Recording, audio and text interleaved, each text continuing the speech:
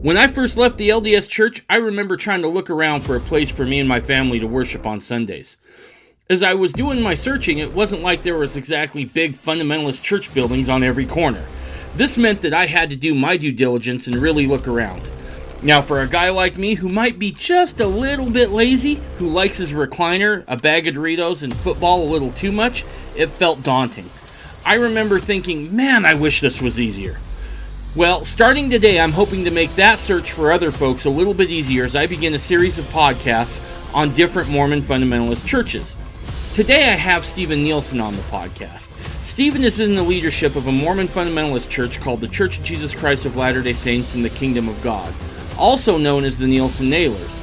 Today, during our conversation, we cover Stephen's personal history, which I have to say is absolutely fascinating since it covers a lot of modern-day fundamentalist history, and then move on to what the Nielsen-Naylors believe and some of their practices. Along the way in our conversation, we somehow managed to touch on a large number of gospel topics and principles. Not only do I find Stephen to be a great guy, I'm glad to call him a friend now. I learned a lot in his conversation. And just a side note, I attended church with the Nielsen-Naylors a few weeks back, and everyone there was just as warm and friendly as Stephen was. So stick around for a fascinating conversation on this episode of the Mormon Renegade Podcast. Look, it's no secret that our society has become much more crude and coarse. To become and raise men and women of virtue and character is a Herculean task. To help with this, I have recently wrote and published a book. Now, back in the 1700s, Washington had a book called Rules of Civility and Decent Behavior in Company and Conversation. It was a book with 110 rules that talked about how to conduct yourself like a civilized person in society, something that today's society is sorely lacking. What I did is I went back through the book and I reinterpreted his original sayings for the 21st century. So the book is laid out in a way in which you see Washington's original rule. Right below that is my explanation for the 21st century, and below that you'll find 2 or 3 examples of where to use this in the real world. Now, to go along with this, there's a workbook that helps parents teach these principles and practices to their kids. To find the book, go to MormonRenegade.com, go to the bottom of the page, search out the blog post, and order your copy today.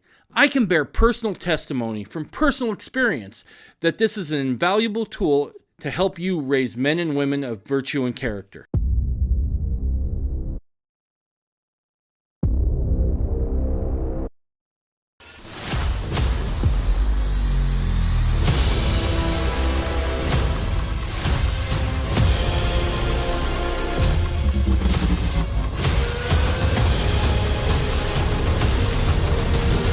You're listening to the Mormon Renegade Podcast.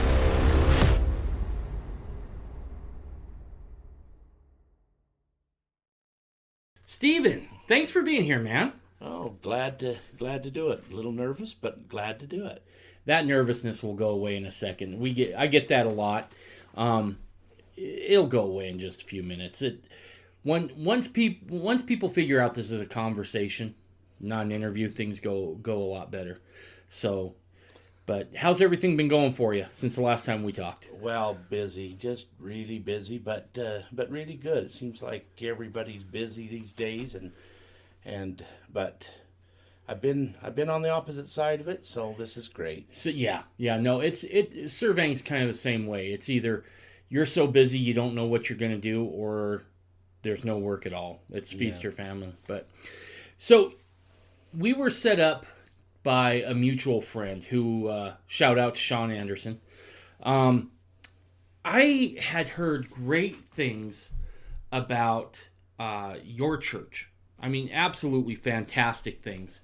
And so I really wanted to take some time to interview somebody about it. And as I reached out to Sean, because I knew he had a few connections there, he gave me your number. And when we talked, it was a great conversation there on the phone. So I have no doubts this is going to go well. But what's the name of your church again?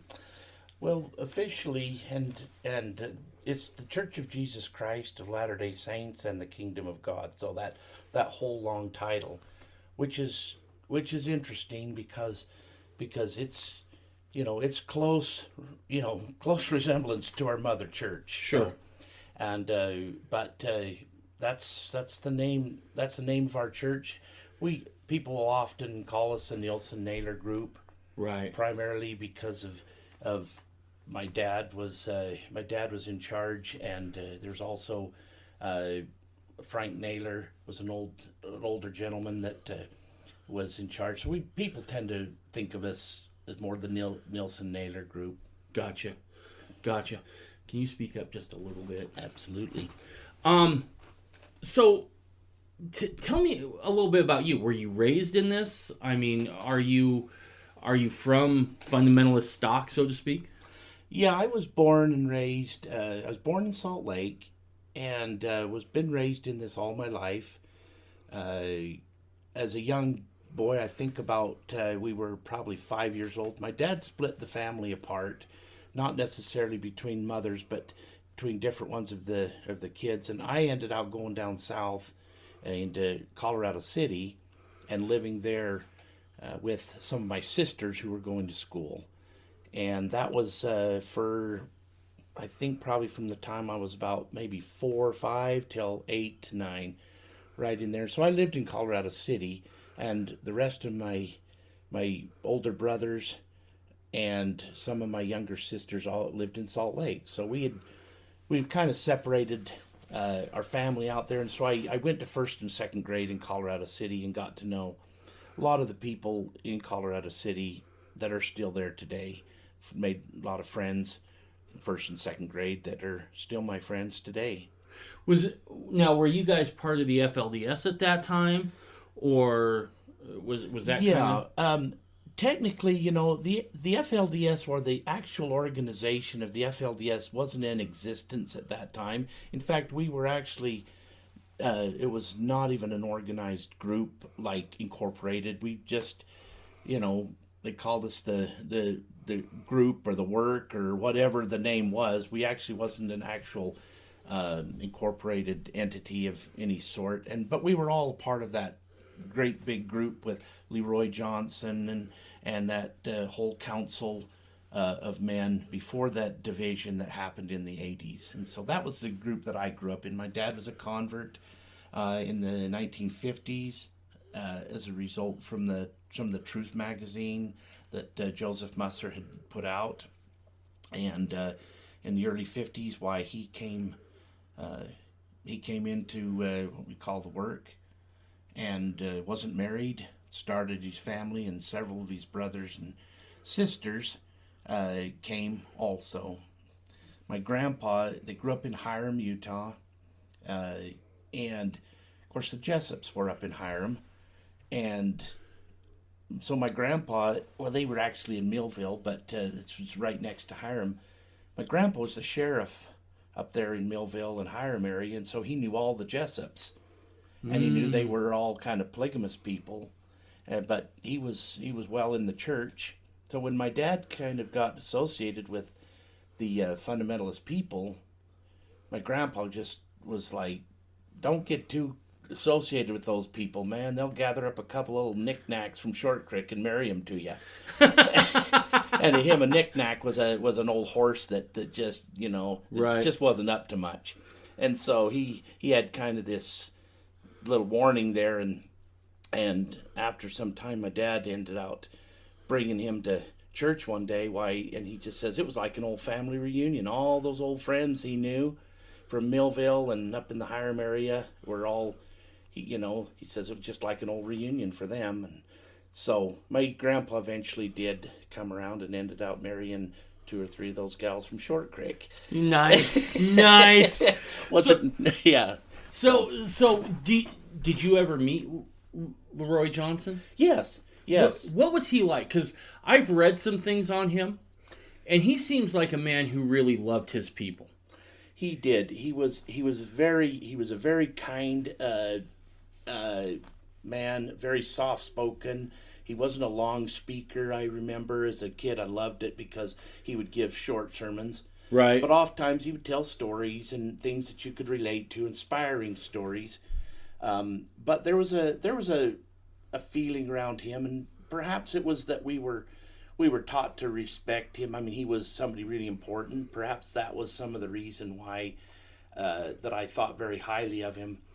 But in all my interaction, and again, I think I was 20 years old when he passed away. So I was young for some of those 5, 6, 7 years that I remember him speaking in church, and just occasionally, visiting, him, not formal basis. I don't want to put over any idea that I was like a bosom friend with him at all.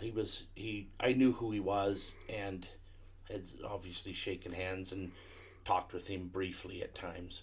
I gotcha. But I liked him. I liked him a lot. I thought he was a good man. What was ruling Jeff's like?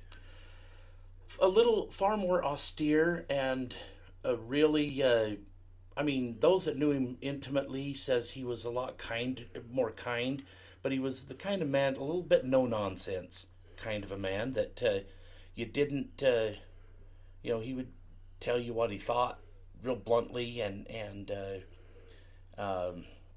he tended to be a more of a scriptorian.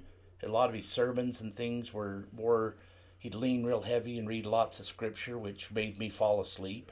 Right. As a kid, I just didn't get that, and I liked storytellers. I wanted people that, would tell stories, but I didn't. I knew him probably about as much as I knew Leroy Johnson. Okay. Even though he lived longer, I just was not in those places, that circle where I associated him with him, like perhaps some of my friends did. I gotcha. And did you ever have any interactions with Warren? Yes. Yeah, I actually did. Warren was my school teacher from the from 4th grade to 8th grade. And he taught us math and history, but priesthood history. You might say, not world history. Right. And it was priesthood history, and very interesting man. I with all the ways that things has gone these last 15, 20 years or more, it's very interesting to see the man that he became.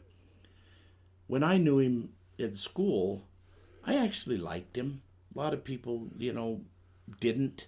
He was a little fanatical and a little bit eccentric, but I kind of liked him. He was a kind of a tall figure to a kid, and had a certain charisma that attracted me to him. But I really, he probably helped give me a foundation in the gospel at a certain age, probably as good or better than my parents even did. Mm-hmm. He was very, we went into priesthood history, and it was really one of the classes I enjoyed the most. We would talk about, I say world history, but it was like biblical history. Mm-hmm. And he went into that, a lot of priesthood ideas and doctrines.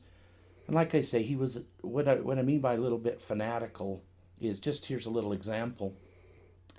He had what he called the priesthood history notebook, and they had a lot of the things that we would study out of that. Well, in the beginning of that priesthood history notebook was 4 handwritten sheets of paper. So he'd make us handwrite out these 4 sheets of paper that had to do with priesthood, quotes and different things.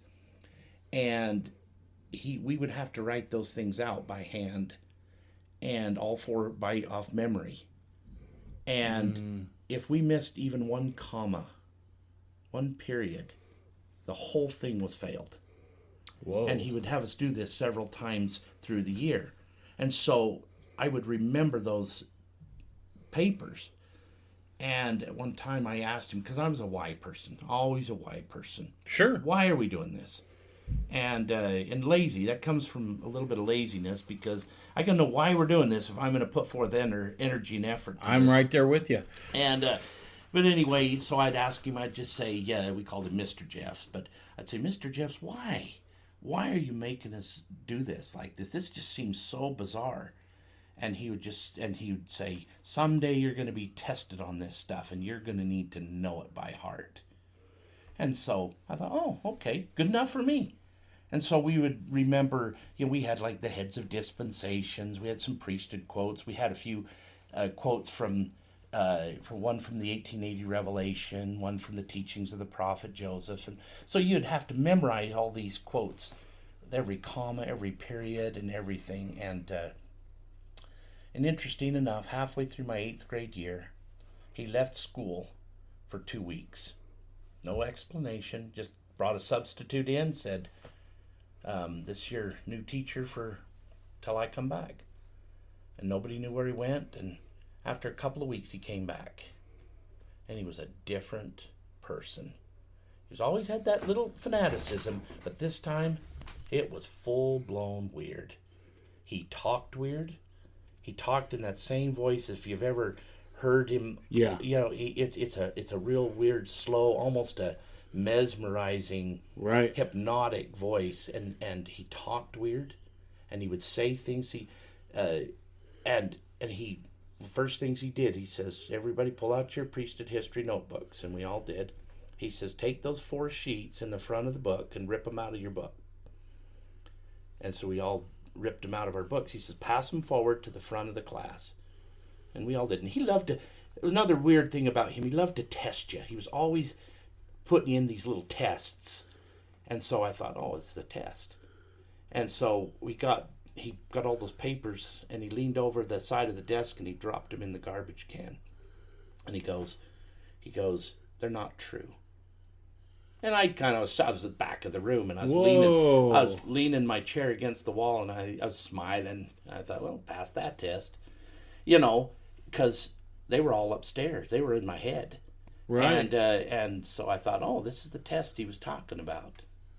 I didn't realize that it was going a different direction at that point. Yeah, so Everything. did you know what had happened to him while he was gone that 2 weeks? I didn't. I have since heard people say that he got called into account for some things that were happening with him. That I hate to speculate whether these were some of the things early on, but he kind of got called into account and kind of like, boom, you better get your act together. Now, whether that's the case, we never heard. I'd heard that years later from somebody that had kind of stayed with that group of people, and they told me, you know why he left, didn't you? And I said, no, I didn't. So, but it makes a little bit of sense, because he was really, really, he wouldn't even hardly crack a smile after that, and he was all business, and he was going to get us all going some direction. And so that was my last of, and we only went to the 8th grade in that school, and so that was the last 6 months of my 8th grade year. Let me ask you this. When he tosses those papers into the trash and says they're not true, was he saying, did he have like a crisis of faith that the gospel wasn't true, that the history wasn't true? What did you ever get a sense of what he meant by it's not true? Yeah, because it was every single morning after that in school for the next 6 months, this new doctrine was coming out, and it was the prophet. We never grew up with, I never even heard a term, the prophet. A prophet, if you said the prophet, it was the prophet Joseph Smith. Right. He was the prophet, and there was no other prophet of this dispensation. So, but we grew up with this idea of the priesthood council. I got you. And so, and there was the president of the priesthood council, but they were all this quorum of body that was in charge. And then all of a sudden, we were hearing about the prophet, or our holy prophet, that kind of stuff. If our holy prophet, and I'm just thinking, why is he talking this way? Because he would say these real fanatical things, like in his voice, he'd say, if the holy prophet told me to kill somebody, I would do it and not even think about it. If he told me to jump off a cliff, I would jump. And I remember thinking, you're an idiot. Yeah. Yeah. Yeah. And but I thought, I still didn't know if this was kind of a test. Right. We're just being tested. And so I got a hold of him after school one time, and I basically just said, "What is up with all of this?" And he just says, "We have been received new light, and this is a new way to go. He called him Uncle Roy is our prophet, and he is God's mouthpiece, and we listen to him and nobody else, and all this kind of weird stuff." And I was just like, "Well, what about this other stuff that we threw away?" And he just says, some of that's not bad, but he says, but primarily there are things in that are just not true, and it really doesn't matter because it's about the holy prophet now. And I just said, "So what am I supposed to do with all this stuff that you put in my head?" And he just says, "Well, just discard it." And I says, "You're kind of a cruel man." I says, "You pounded that into my head so hard I'll never get it out, ever." And, he kind of shrugged his shoulders. "Well, kind of your problem." So do you think this is something that comes from Leroy Johnson, or do you think that this is something that comes from maybe Ruin, and Ruin understands he's about to consolidate power after Leroy passes? Because this seems out of step with what I've read about Johnson. I'm not saying that it's not possible, but it doesn't seem like it holds water with who he was. Do you get a feeling for what happened there? It certainly wasn't consistent with the way he talked early on in his sermons and everything that I ever heard him say. He got sick the last 7 years of his life. He got sick, and this is probably a source of a lot of speculation on people, and probably even some real tender feelings with people at this point. But a doctrine tended to change, and why it changed, I don't know. I've observed when men do get older in their late, and he was old at this time. He almost lived to be almost 100, and so he would have been in his 90s, and he was getting a shot. This is some speculation on the effects of this, but he told my dad, he says, "I get a shot of Demerol in my stomach like twice a day and have for years now." And he says, "I look like a screen door." And you're talking about a hallucinogenic drug. Right.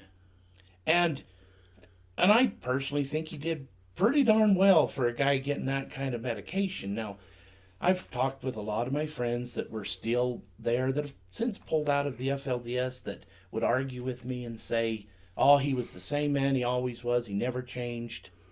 But you can see a distinct change in his doctrine. I think there was a lot of men around him that started pumping him full of stories. And that was a little bit evident because of my dad was pretty close to him. And my dad would tell me, he'd just say, I went and seen him, and he says he'd tell me some strange things. And he says, and I'd say,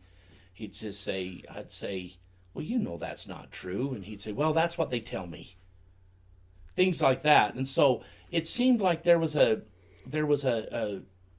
quite an effort to at least suggest some things to his mind, and perhaps that swayed him in a measure along those lines. But I think he always maintained, from what I could see, a goodness about him, and a very a humbleness, and perhaps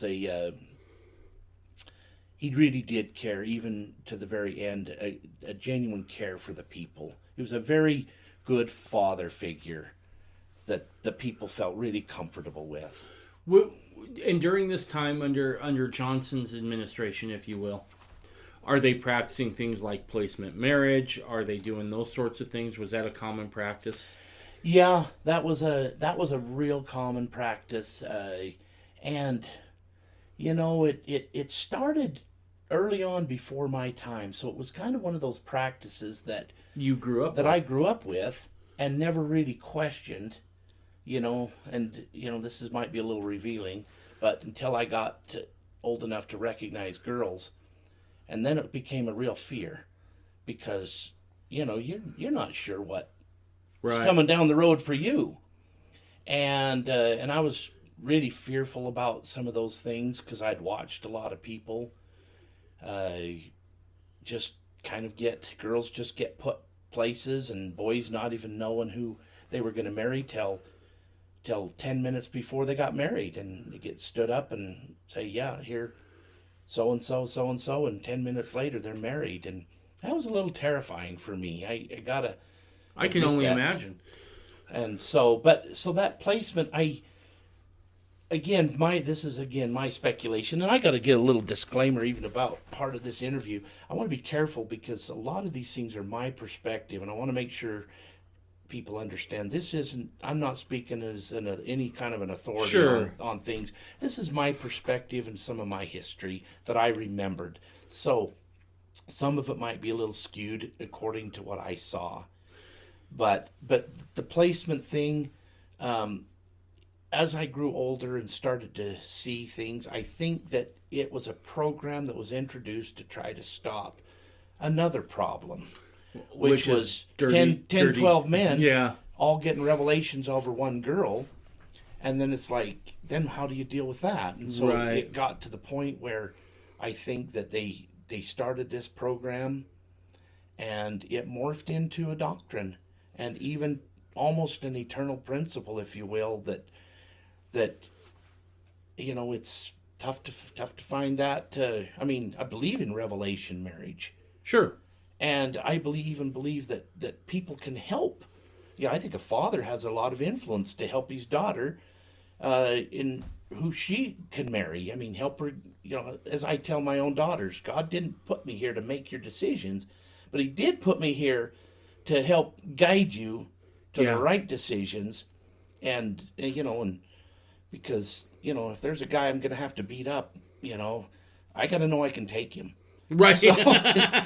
So I agree with you. I think if a woman goes to her religious leader and says, I'm ready to get married, but I'm drawing a blank on who I should marry, and she kind of says, will you help me? I think it's incumbent that he helps her. Right. Now, I think that woman's agency needs to be respected above all else. I think that if she has an idea of who she'd like to marry, and she's got the backing of her family, her dad, I tend to be a little bit like, and everyone's got their own revelation on it. I tend to err on the side of let's let people figure this out. Right. Because I think it's just safer in the long run. Now, again, I'm not opposed, because I was certainly protective over my daughters. In fact, when she married her husband, who's a great guy, I love Nathan to death, but I remember he came down and kind of talked to me, and I have this big semi-truck battery I use to power up one of my pieces of equipment, and I couldn't help playing with him. I said, you know what that'll do to a man's testicles? So no, yeah. I think we all have to be protective over our daughters, but I also think their agency has to be respected there. Yeah, absolutely. I agree with you 100%. 100%. So, when Rulon takes over, does it get worse? It at this time, see, we broke away in about 84, and now Leroy Johnson passed away in November of 86. Okay. And so the last couple of years, we were kind of really separated from that main group, but we still was familiar with it. I had friends there, and it did seem like it started to take a turn even more. There was more things that were said, and primarily the things that affected me was you need to stop associating with the apostates, was things that were coming out of their group. So my friends, we had to cut ties. My friends, and I didn't like that. I had really good friends, and they would come to me and just say, hey, I know we're friends, but we're not supposed to talk to you. And I'd just say, well, why? And they said, well, I know it doesn't make sense, but it just would be easier this way. And I had sisters had a couple of sisters that were over there, and they stopped talking to us. Oh. And you know, and so everything kind of pulled away. You couldn't hardly get any information from. I got you. From then, so you started to see, like it is when you don't really know what's going on. It's easy to believe every radical story that comes out of a group. So, in fairness to them, I probably believed a lot of real weird stories that maybe some of those didn't happen. Right. But we had no way of finding out. You had no way of knowing. At best, things went weird. Right. And as we saw subsequent to that, the way it eventually went. Yeah. So you guys, when that first break-off happens, well, first off, before I go there, there's a couple of things about your story there that really caught my attention. One was passing up those papers from other priesthood leaders and then trashing them. That, for anyone listening, that should be a red flag. If anyone tells you ever, don't worry about what the old guy said, that should be a red flag. Yeah. You should really take that to heart because something isn't right. If you're finding that your new doctrine is conflicting with the old doctrine, you need to take a real hard look at that because that is super problematic. And it's almost, to me, as you were telling the story about that, it was almost symbolic of like erasing your history. Right. You know, you don't worry about this stuff. That's gone. That's over. You don't need to ever think about that again. It's all about this new program, whoever this is. Yep. So I think that's a huge takeaway, and I'm glad you shared that. So when you make that split, and you're obviously a kid at this time, so is it something that you have a decision to make, or is this something that your parents do for you?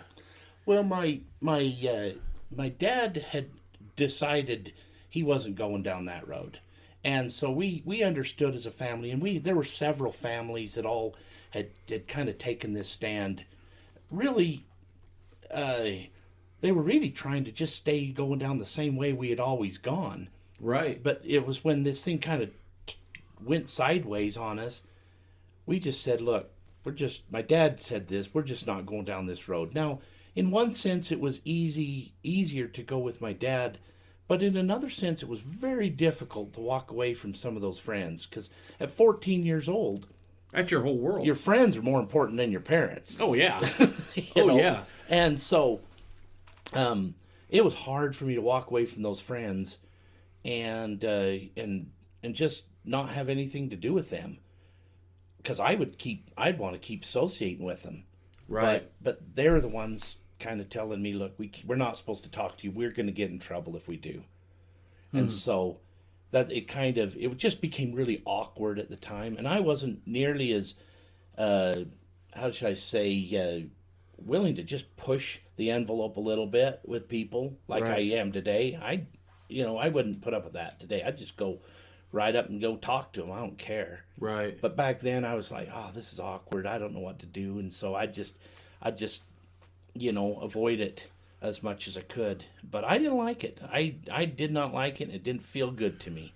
Well, and it's such a radical departure from what and in full disclosure, I just wrapped up a part 2 of an interview with Michael Ness, who did a bunch of historical work on Musser. Yeah. And Musser and those early brethren, right, when fundamentalism is starting to take shape of what it would be, it was all done by council. Right. Right? There wasn't just one guy. Now, obviously, natural leaders kind of rise, but it was structured that there was a council there. So the fact that it's all very, I shouldn't say symbolic, but you can start seeing where things start getting off course a little bit when this group that Musser and John Y. Barlow had set up, and it was a council, right? And right. It was meant to guard against this kind of tyranny. And when those start going out the window and you start seeing our holy prophet and blah, blah, blah, things start taking on a different shape and whatnot. So when that break initially happens, at that point is what would, and I mean no disrespect by saying this, so if you don't like me using this name, I can certainly switch. The Nielsen-Naylors, were they part of Centennial Park at that time?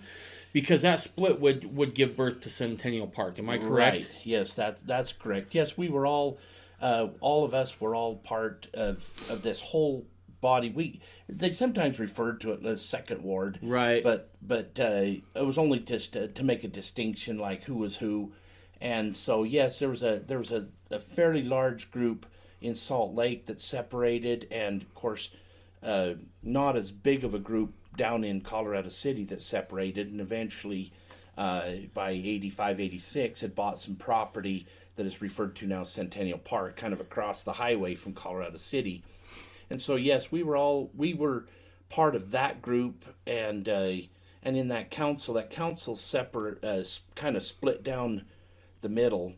There was a couple of the older men that had passed away during the division, but when the division kind of became final, Leroy Johnson and Rulon Jeff separated from Marion Hammond and Alma Timpson. Okay. And so that kind of solidified that two different camps, if you will. And we went with this camp with Marion Hammond and Alma Timpson. And it was only a couple of years after that that Marion Hammond passed away, and that's when we started working on Centennial Park and building a community out there. It's a beautiful community that's out there for sure. At what point do the Nielsen-Naylors begin to take shape themselves? Well, so after we moved to Centennial Park, there was still people in Salt Lake, of course, but there's kind of a little bit of a push to move people down to Centennial Park. Here we're getting toward the end of the century. We're in the 80s, mm-hmm. and there was this real push. The end of the world's coming by the year 2000. We got to be in a place where we're pretty solid, and for a lot of these destructive elements and the world's going to be destroyed type thing. And so there was a real push to move down into Centennial Park, and so my dad didn't fully move, but he did build a house down there. Mm-hmm. And I ended up moving there a year or so after I was married, and lived down there for about 5.5 years. And so the community started to kind of really solidify into a community. Some changes begin to happen. This is where it probably gets a little dicey, and this is where probably other people would tell many different stories. And like most divisions, some of the biggest damage that gets done, as I see it now in retrospect, is a lot of misunderstandings. Yeah. And I think that people's feelings get hurt. There's jockeying for positions, there's authority, there's doctrinal understandings, there's whole family lines of the way things go, and then pretty soon those things start getting shaken. And people start it's a hotbed. Sure. For people. And in fundamentalism, you get two choices. Right. You adjust or divide. Right. Yeah. And there's really no way, like in the LDS Church, there's ways to call people into account. Do you have a trial, a high council? There's a way to deal with problems.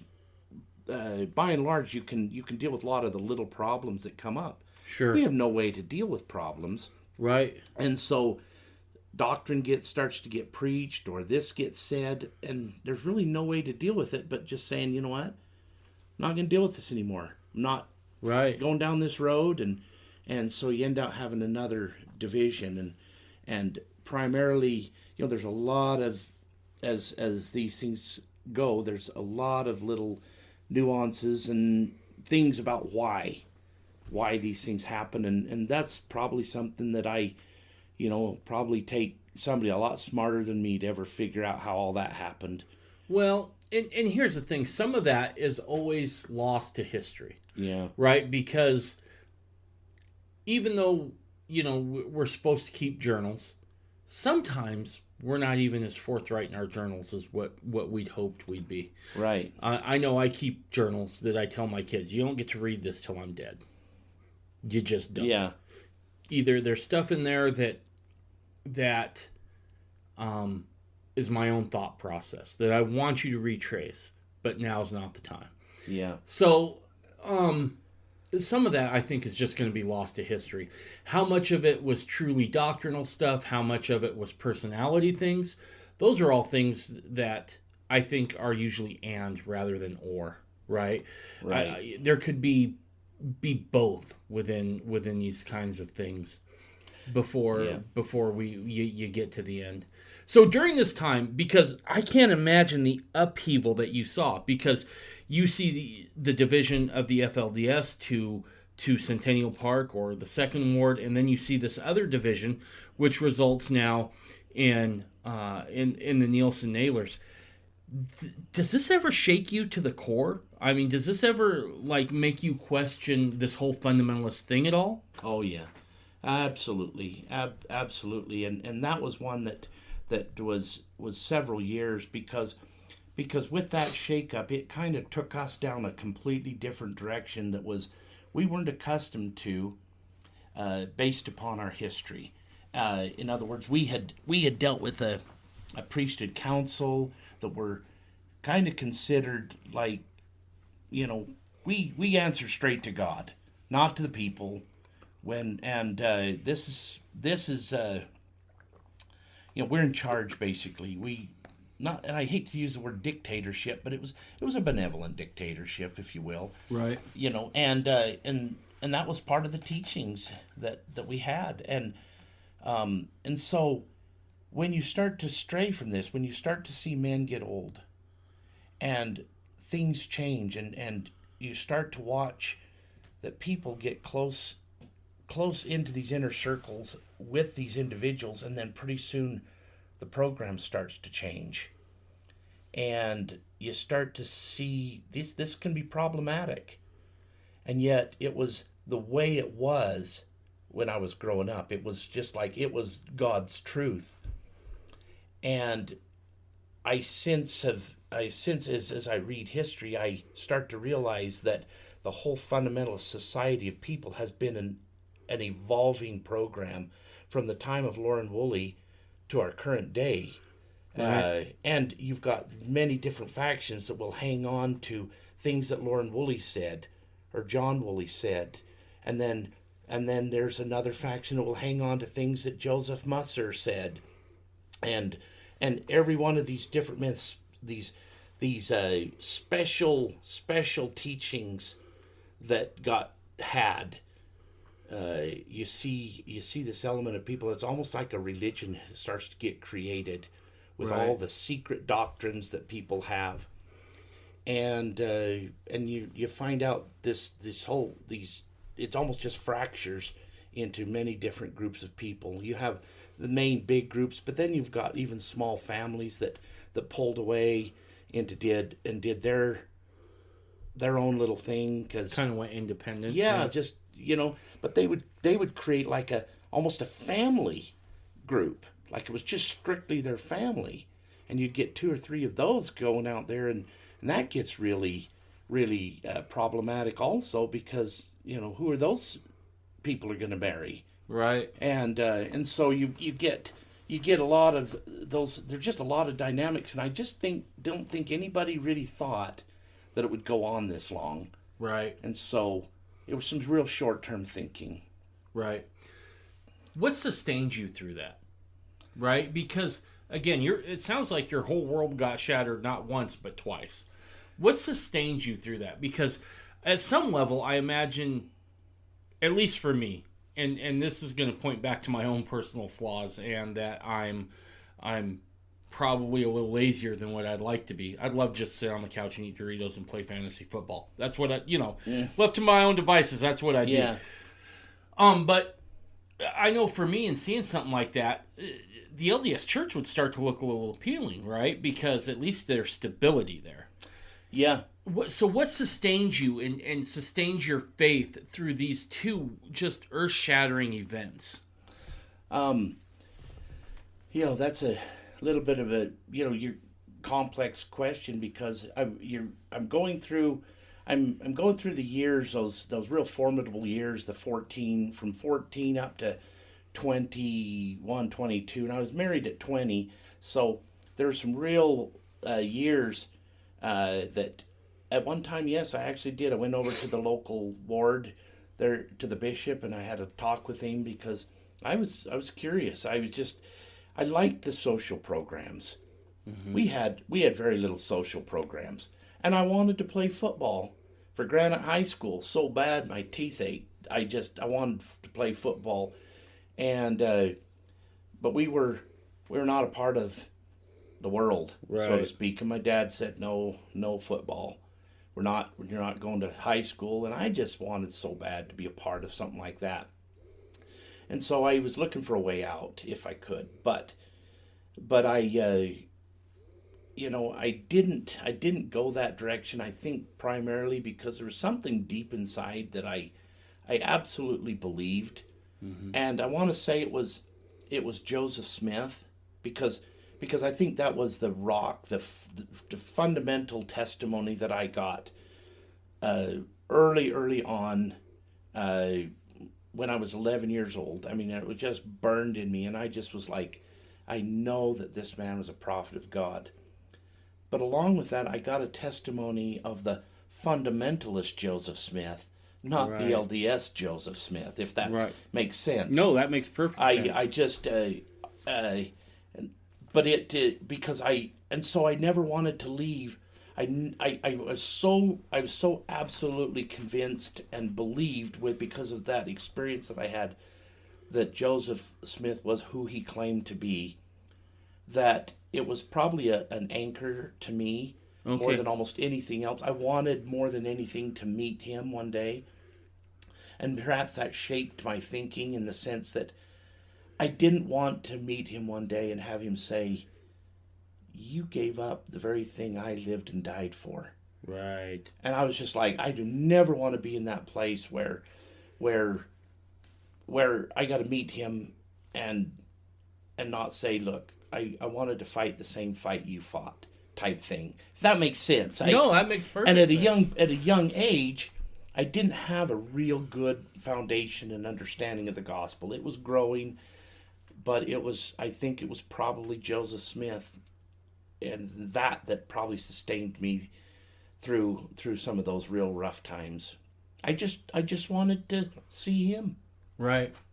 Well, I don't think that's, and I think there's wisdom there, Stephen. I think that so many people, because that's the problem that I think we're seeing in Mormonism right now. LDS, even fundamentalism a little bit, less so in fundamentalism because we tend to hold a little more tenaciously to history.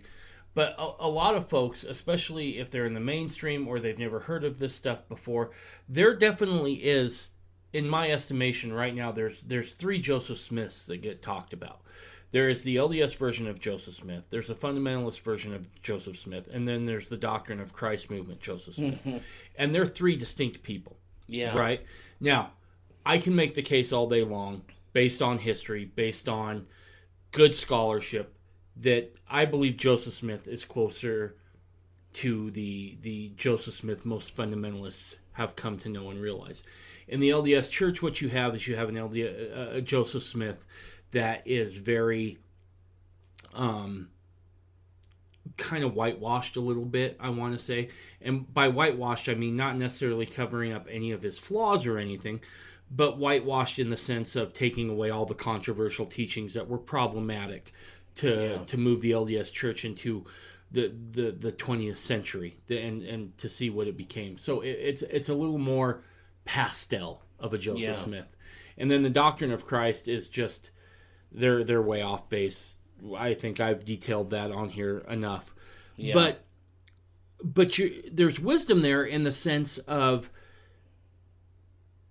Joseph Smith, whether we like it or not, is really the litmus test in a lot of ways for fundamentalism, and certainly for Mormonism as a whole, because it hangs on his work, right? Right. Those truths that he revealed become the bedrock and the anchor of what Mormonism is. And so, which Joseph Smith you come to recognize as being historically accurate and being the true Joseph Smith. And I want to make it clear that I don't think you come to this answer strictly by scholarship alone. Right. You have to have a witness of the Spirit.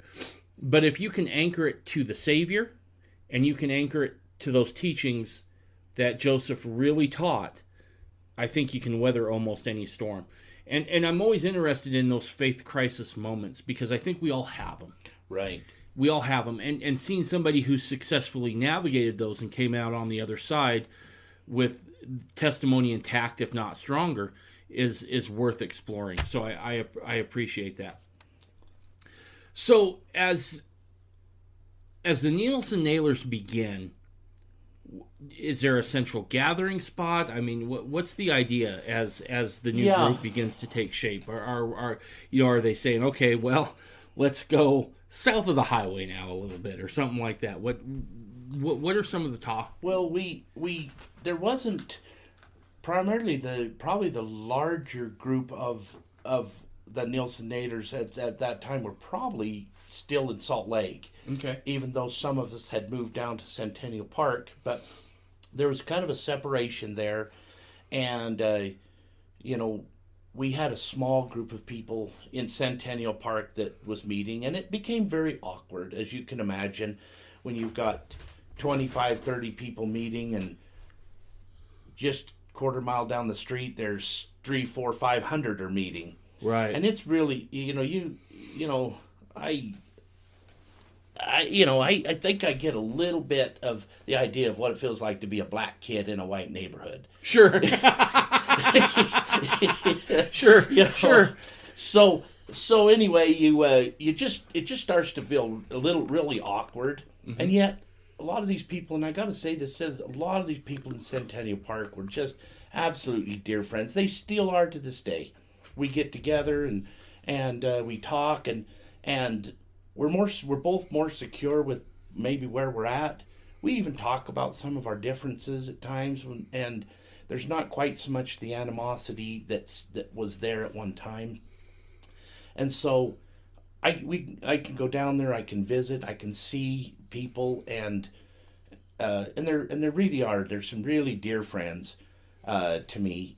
There's obviously, I was gifted with a caustic tongue, which got me into a lot of trouble at times in the middle of those those heated moments where a lot of things get said, and that you would probably take back today if you had the chance. But I really have no ill will or animosity to those people. Where primarily there was, as I see it today, there was a different understanding of doctrine, and perhaps a different pathway that just didn't feel like it was consistent with the pathway that I wanted to go down. Absolutely. Well, and I want to make clear, this isn't... So you're the first in a series I'm doing on trying to get somebody on from all the branches of fundamentalism, because I feel like it's important that we learn about each other so we know where we all come from, and hopefully that fosters some understanding. So in no way is this episode, or any of the episodes I'm going to be doing here, meant to kind of, and pardon the expression, crap on another church. That's not it.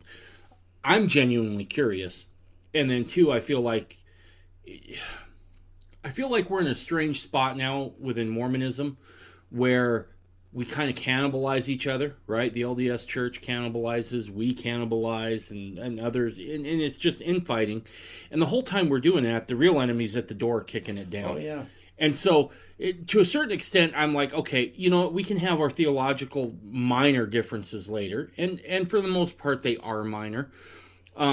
There are some important things, but by and large, I think they're minor. Let's work together right now to the house is on fire. Let's put out the fire, and then we can talk about who's taking which room. Right. Yeah. And 100%. And so I'm glad you brought that up, because I wanted to get that out of the way. During this time, what are you doing? Are you just working up in northern Utah with family? Well, I actually stayed down after we kind of started to divide, and some of the people had moved away from Centennial Park. I stayed there. I stayed there for a few years. Some of the people that had separated there actually ended up moving straight to Missouri and starting, and that's kind of when that community kind of got started out there. And then some of us ended up moving back to Salt Lake, and we were very fractured and very small group of people at this time. It was almost down to a few families, and a few onesie twosies that were sympathetic to what was going on.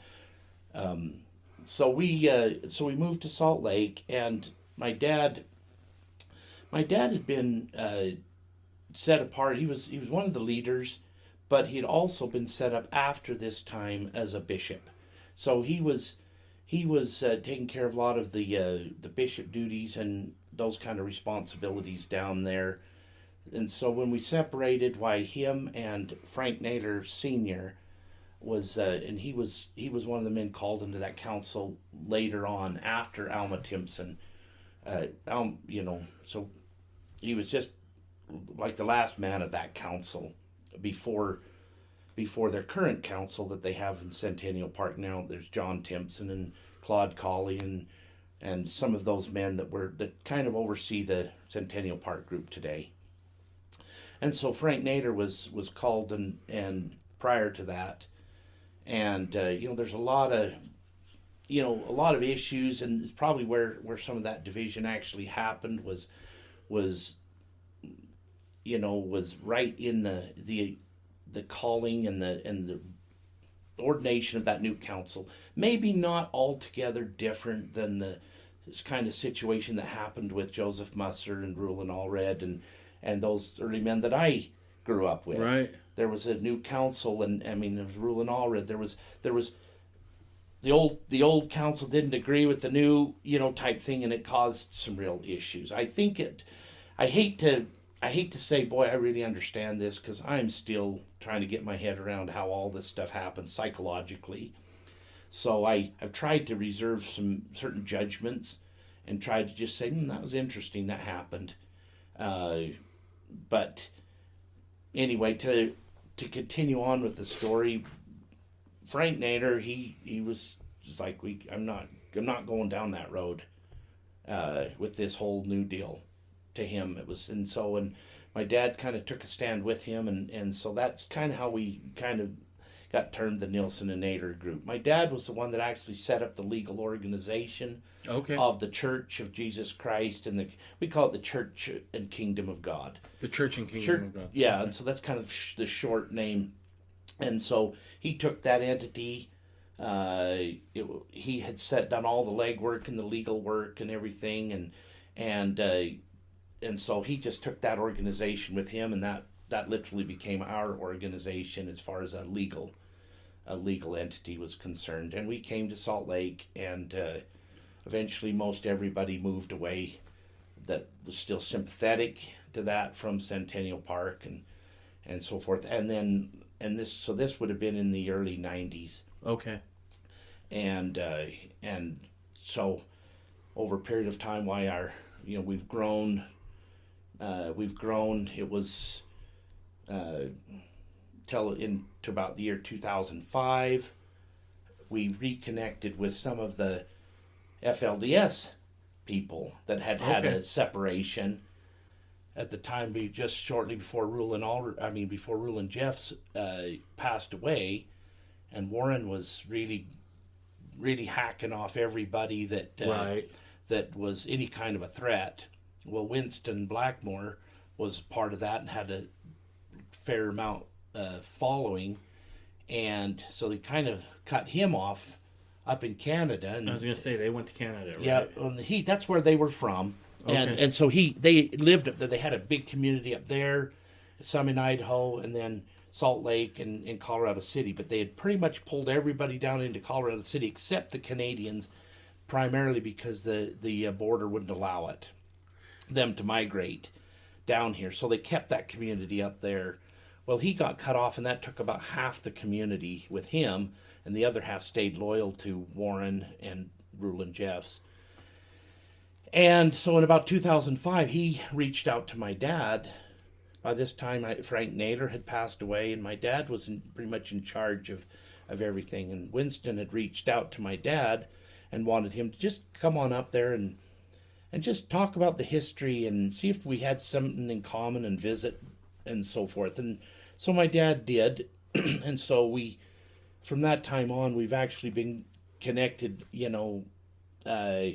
with them in the sense that we go up there once a year and we'll do a conference. They'll come down and do a conference down here, but we kind of stay separate groups, if you will. It's a real strange dynamics of a relationship, because some of our children have even intermarried, and yet Winston still kind of, we didn't mesh leaderships, if that makes sense, right? But the body of people kind of. But you granted reciprocity of, quote, priesthood, and authority, right? Yeah, exactly. And so, and again, in all of that, and I hate to make it sound like it was so cut and dried, there's always the little factions inside there that, hey, we're going too far, or we're not far enough, and all of that. But primarily, the main body of people, we've got along very good together, and a lot of our children, I mean, I think I've got 3, 4, 5 of my children that married.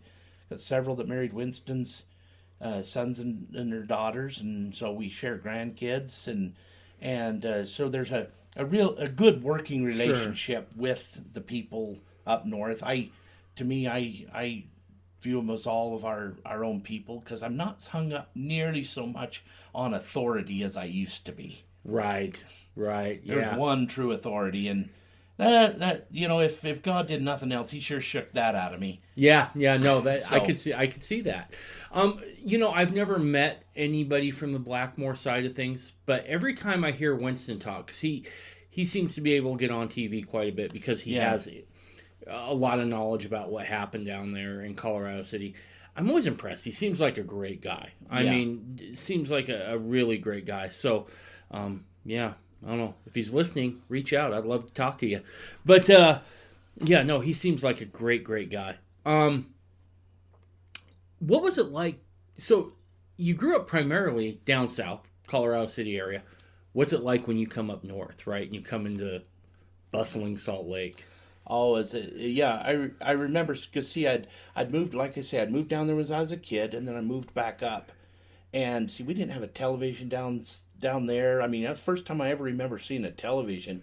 We come to Salt Lake, and the $6 Million Man, was playing. Now, you remember that old movie? Lee Majors? Yeah, Lee Majors and stuff. And I mean, I'm enthralled with the TV, because we just never had one, and the big city. And as a kid down there, I mean, I'd walk anywhere. I just, I wanted to go somewhere down to the creek bottoms and wherever I wanted to go and play. And then I moved to the city, and we had a small little lot right in the city, surrounded. It was by Granite High School, and it was just not a teeny tiny little lot where we had a little basketball court in the backyard, and that was our entertainment. And I hated it. I absolutely hated it. And being outspoken like I am, I would make these. I will never raise my kids in a play, in a hellhole like this. Well, God has a sense of humor. Oh, and does he? Many years later, I ended up raising some of my kids in that very house that I was raised in. So we get it. We get it coming around. He absolutely has a sense of humor. Yeah. Okay. Full disclosure, I complain about Californians a lot. Where did I pluck Tanya from? California, yeah. So, yep. No, it's interesting how he tends to be like it. Yeah. No, absolutely. What kind of experiences did you have with like church membership when you moved down here? You shared a story earlier about working on L. Tom Perry's place, right? This was later on when I got married and was working I just, some of the Mormon experience, I mean, I actually grew up with a fair amount of good feelings toward, I mean, we knew people in the church, and my dad, my dad ran a water softener business, and, a funny little story about that was he got a call and to fix a water softener for somebody, and it was just up on the east side, and so he pulled into the driveway, and there was this car there with a security officer in there. And he thought, well, that's strange. And he pulled in, started to get out, and this guy gets out of the car and comes over, what do you need? And just then the front door of the house opens up, and Spencer Kimball pops his head out there and just says, come on in, come. I want this guy to fix my water softener. And so my dad goes in there and works on his water softener, and he stands right there with him, just chatting with him, and so finally my dad says, so what's the big black car out there in the driveway and your security? And he just goes, oh, I don't know, we've had some threats, and you just never know when one of these weird polygamous people will make their way in here. So it's did your dad say anything? Yeah, that's a time when you be quiet. Right. Oh, that's awesome. But yeah, had and then I ended up working in the water softener business, and that's where I had run into the church patriarch Eldridge G. Smith, and of course I was really green. I didn't understand the church and the way the structure of the church. I didn't know there was the church patriarch. I just I didn't understand that history very well, and so I work on this guy's house, Smith, and worked on his water softener and everything. When I get done, why he was a little bit flamboyant, I guess, and he signs this check and he hands it to me and he goes, you recognize that signature? And I was like, Smith, oh yeah, that's a pretty common name in the church, isn't it? And then he goes, that's Eldridge G. Smith, I'm patriarch to the church. And I said, oh, that's neat, you're a patriarch in the church, huh? Yeah, and then he informed me he was the patriarch, and I start to realize that Steve needs a little education about some things, and then he starts to fill me in a little bit on stuff, and so I start quizzing him. Oh yes, you're Hiram Smith's great grandson, and so forth. Yeah, and so he takes me down there. You want to see his clothing, and so it was really enjoyable to get to know him a little bit. I had to leave. I did what I had to do, but then there was some problems, so I had to go back on the job. This time I came a little prepared because I found out who he was. Right. And so my boss, who was in the church at the time, says, ask him why he doesn't sit up with the general authorities anymore, why they removed him. He says, I think he's living plural marriage. And so when I got back there to his fixie softener, go back the second time to do some work on there, I asked him, I just says, so why don't you sit up there with the general authorities anymore? And he just he was a little sharp. He could get a little sharp with you, and he goes, what do you know about it? Ooh. And I was just like, well, I just noticed that you don't sit up with the general authorities anymore. He goes, they think I'm going senile. And he says, they're doing away with the position of church patriarch. Which they did. And later end up reading that book, Lost Legacy, that's written by his son, Gary Smith, and helped me understand that whole history. But it was fun to get to know, at least in that short little moment, get to know him. He showed me some original paintings and Hiram and stuff. So we had that little interaction. And then, of course, later on, I ended out getting into the cabinetry business and end up working in L. Tom Perry's place. Before we go there, was there any indication that you ever saw that maybe Eldon Smith was living plural marriage? It was something, I tell everybody I'm a recovering conspiratorialist. And so I believe lots of little weird stories every once in a while. Right. And so they said that, but he made a little comment to me. He says, hey, I got another house across town that the water softener's not working in. He just says, would you be able to go over there and fix that softener too? And I oh yeah, absolutely, I can do that.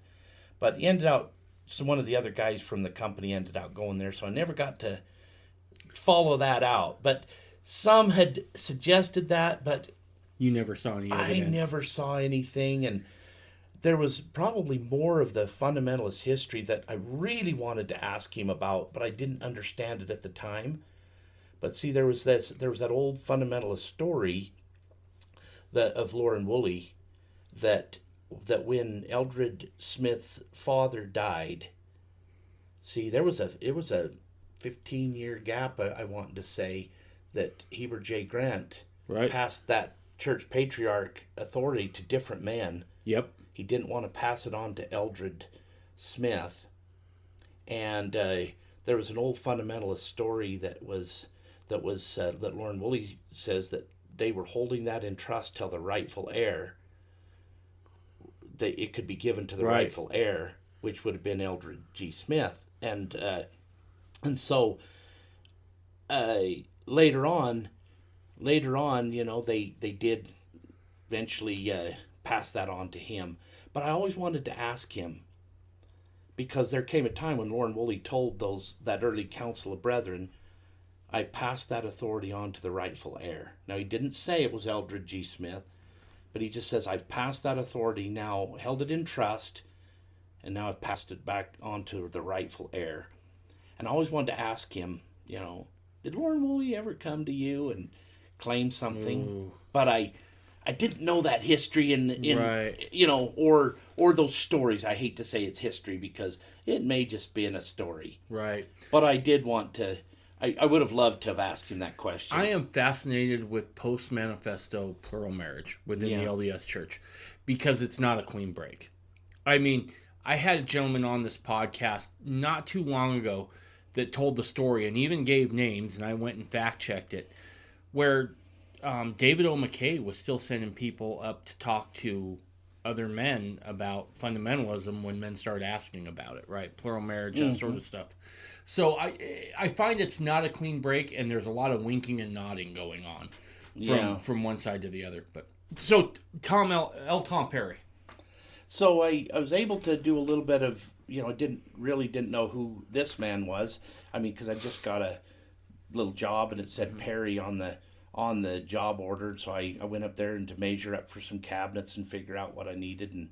And so for that, I had no idea who this Perry man was that I was going to, and he wasn't there. His wife, Barbara, was there. And so I measured up what I needed to, and then I needed to use the phone. So they let me into his office.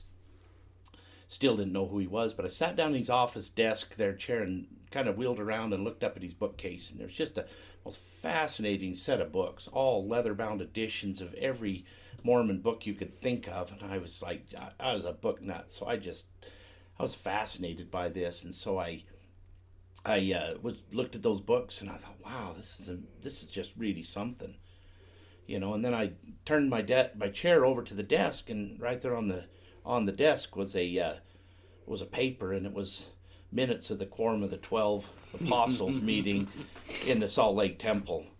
And my eyes got big as saucers, and I was like, who the heck is this guy that he's got minutes to the 12 Apostles meetings on his desk? And anyway, but then I end up finding it was Tom Perry, and subsequently there I actually met him. He was very kind, very much a gentleman in every sense of the word, very respectful to his wife, to me.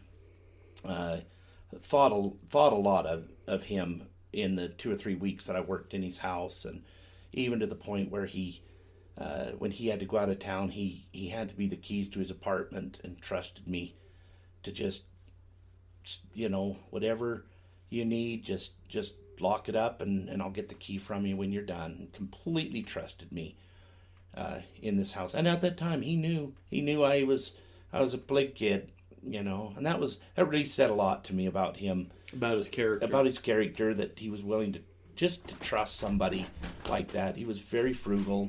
I didn't see any sort of strangeness about him in that little bit that I knew him. So it was fun to get to know people in some of the higher ups in the Mormon church like that. That's awesome. So we've kind of covered up to this point kind of your background on, what it was like growing up down there in Colorado City in that area, and we've covered the splits, and we've talked a little bit about your own personal testimony. I want to get into now kind of the inner, I shouldn't say the inner workings, some of the ways that the Nielsen-Naylors live the gospel, so to speak, right? Okay. From a church standpoint. You mentioned the Blackmores and you mentioned Centennial Park, that you guys are still kind of close, right? Even though there's a split there. How does it work being associated with those other fundamentalist groups? How do you navigate those differences? Yeah, that's really it is interesting, and as you can only imagine, there does have to be a lot of charity and really, for me, I guess the biggest thing I had to do is I had to come to a place where I just had to realize that I just don't know it all. Right. And, that's painful. That is painful. That's painful to a guy that perhaps thinks he does. But, so I had to say, there's a lot of things I just don't understand. And even some of the history that perhaps has even been told to me a little bit biased. Illustration. I had a chance one time to, with my father-in-law, to go visit Owen Allred before he passed away, and we were there, and they had 5 or 6 men there, and I didn't know who any of these men were, but we had quite a long visit with him, and part of his conversation with us, he really wanted to get our group to join up with their group, kind of let's solve our differences, and let's get together. And I just simply told him, well, whose version of the history are we going to tell then? And of course, it just never went anywhere. But after we got done with the meeting, 2 of the men that took me home, they drove me back to my house, was Lemoyne Jensen and Lynn Thompson, who would later become the next 2 leaders of this group. So as we were there, they started telling me some of the stories of our group of people. And some of the just the nasty, ugly stuff that, and well, I had heard all the kind of the nasty, ugly stories about them. And when they finally got done with these things, I kind of said, oh, that's interesting. I didn't realize you was old enough to remember that.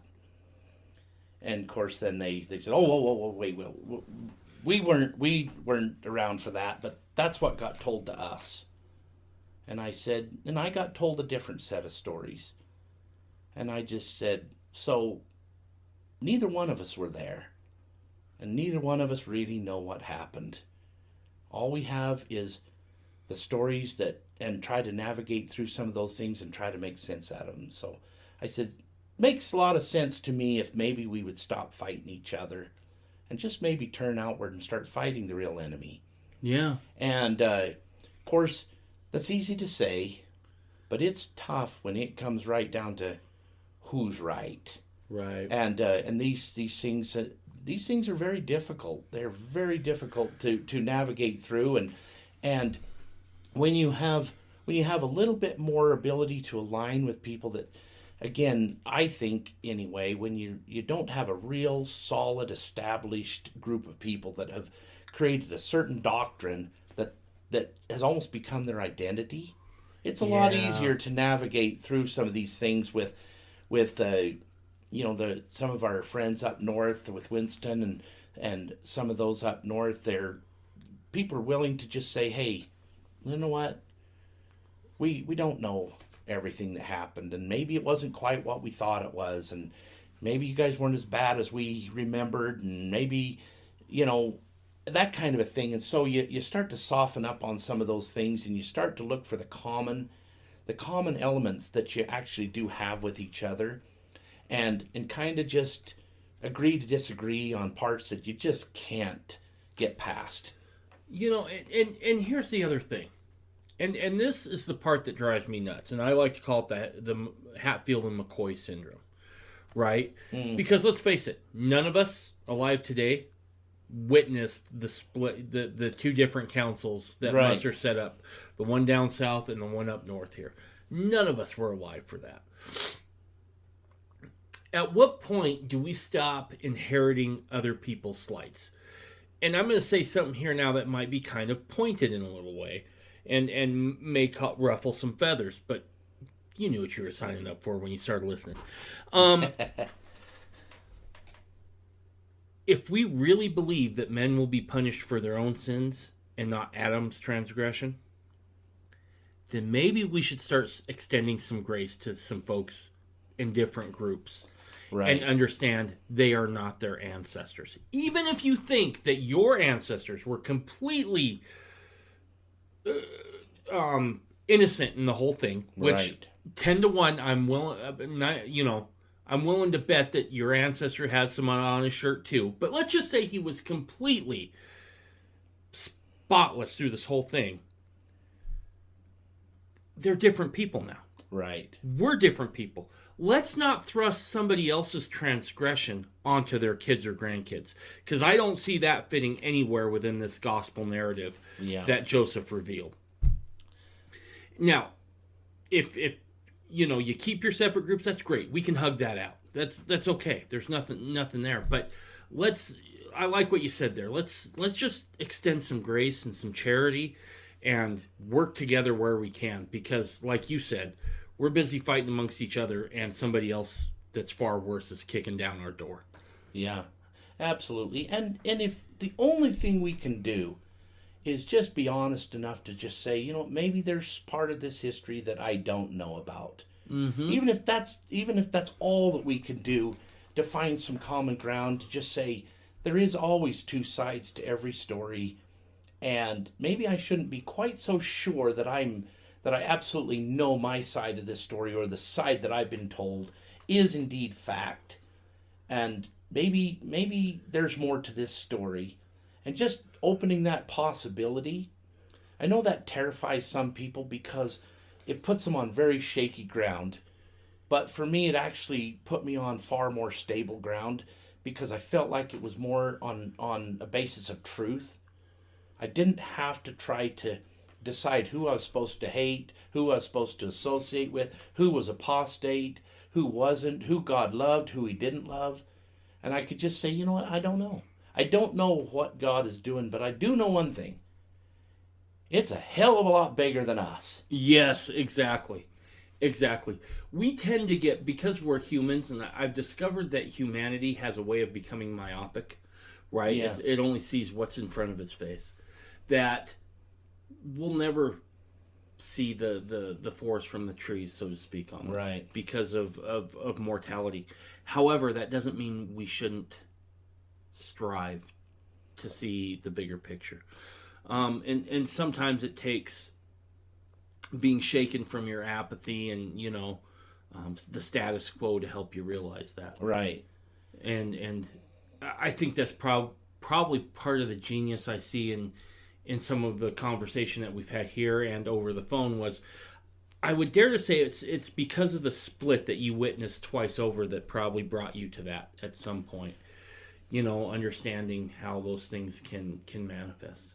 Well, and one thing also that has been has really changed my thinking, I guess, is when you live enough years, you start to see the results and the consequences of certain actions. Right.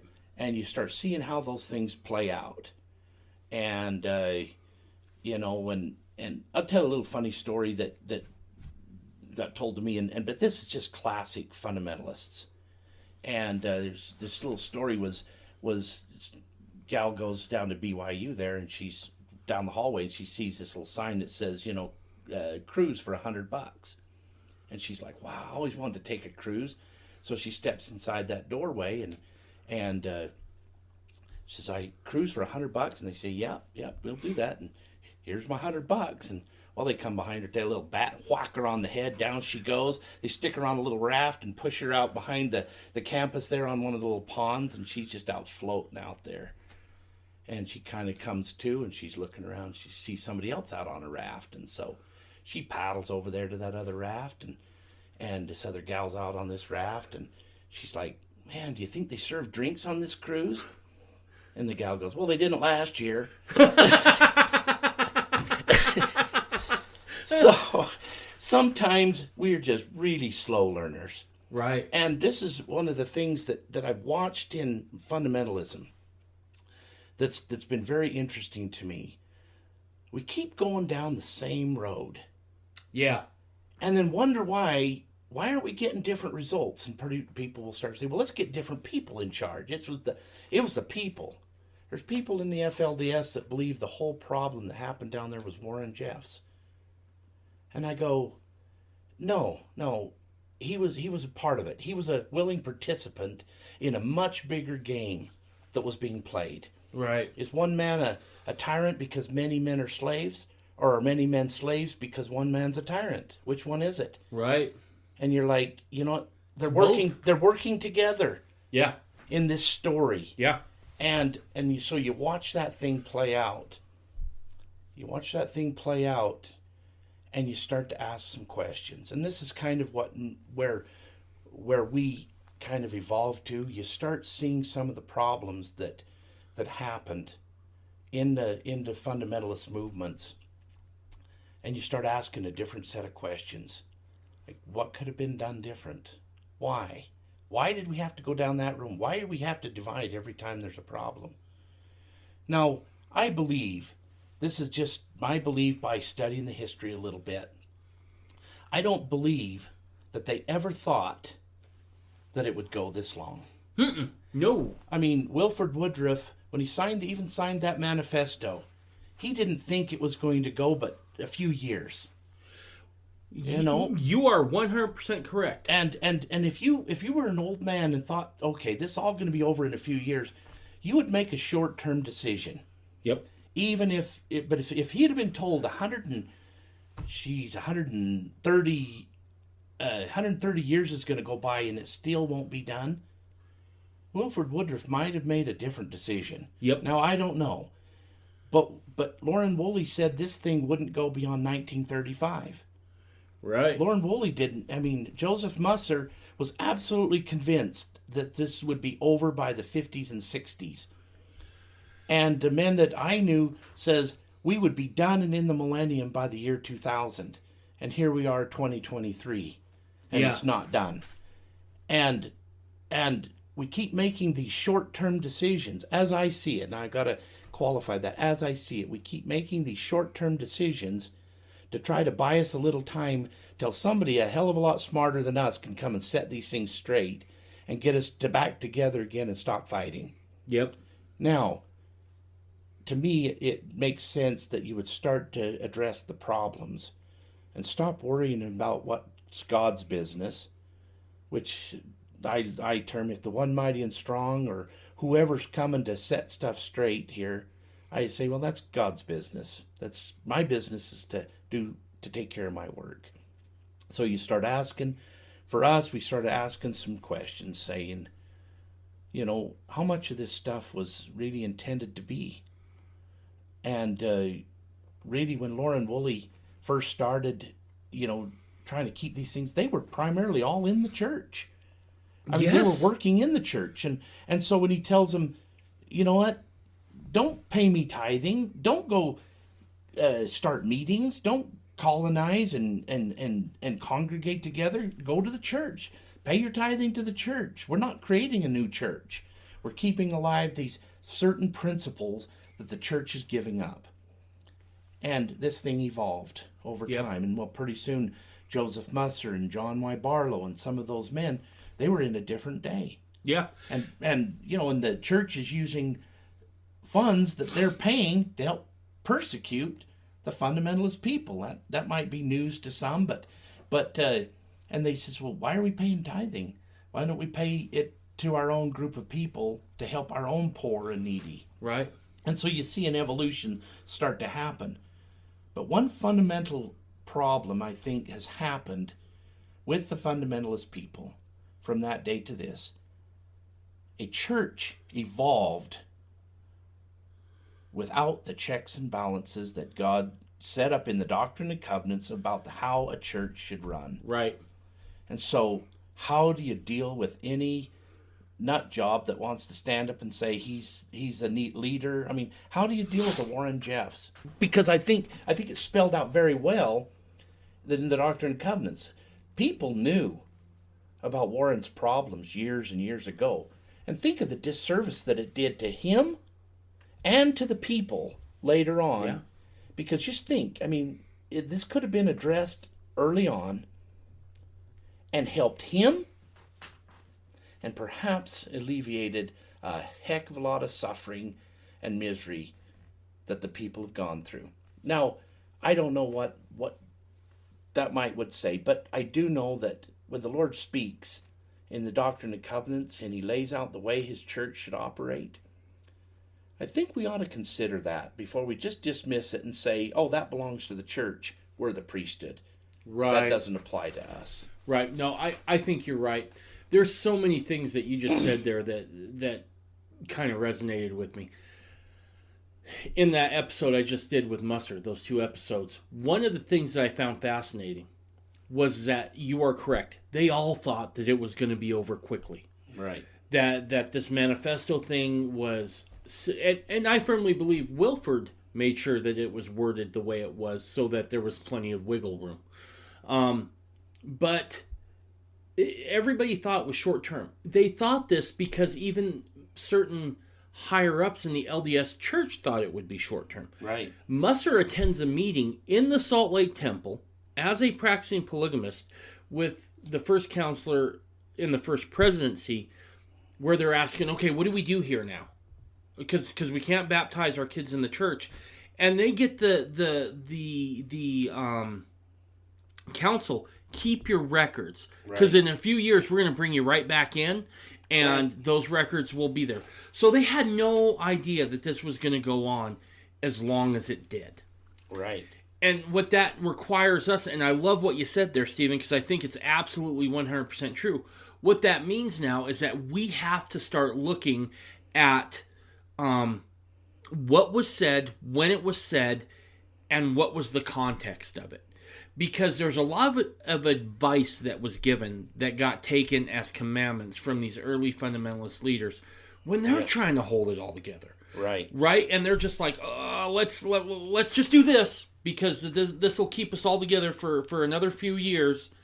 And those things now begin to become perpetuated down the line. Absolutely. And it literally became doctrine. And now we have to start getting to a point to where we look, at least for me, I know that in this way of life for me and my kids and my family, I'm trying real hard to say, okay, how can I best set them up for continued success? 100 years from now. Because, look, do I think the Savior's coming quickly? I do. However, I also understand that the game of pinning the tail on the apocalypse hasn't gone well for just about anybody now. Right. So let's plan for the long term, and if you don't need it, great. But at least we've taken some proactive kind of steps to ensure that not only can we continue as a people, but that maybe we can get stronger together. Right. Yeah, absolutely. And that absolutely is what I believe that God is working with, like I say, one very profound scripture that I'd never considered. And this helped break me away from this really small elitism that each fundamentalist group is prone to have. I don't say they do, but is prone to have. Reading in the Book of Mormon, 1 Nephi, where he talks about seeing the church of the Lamb of God.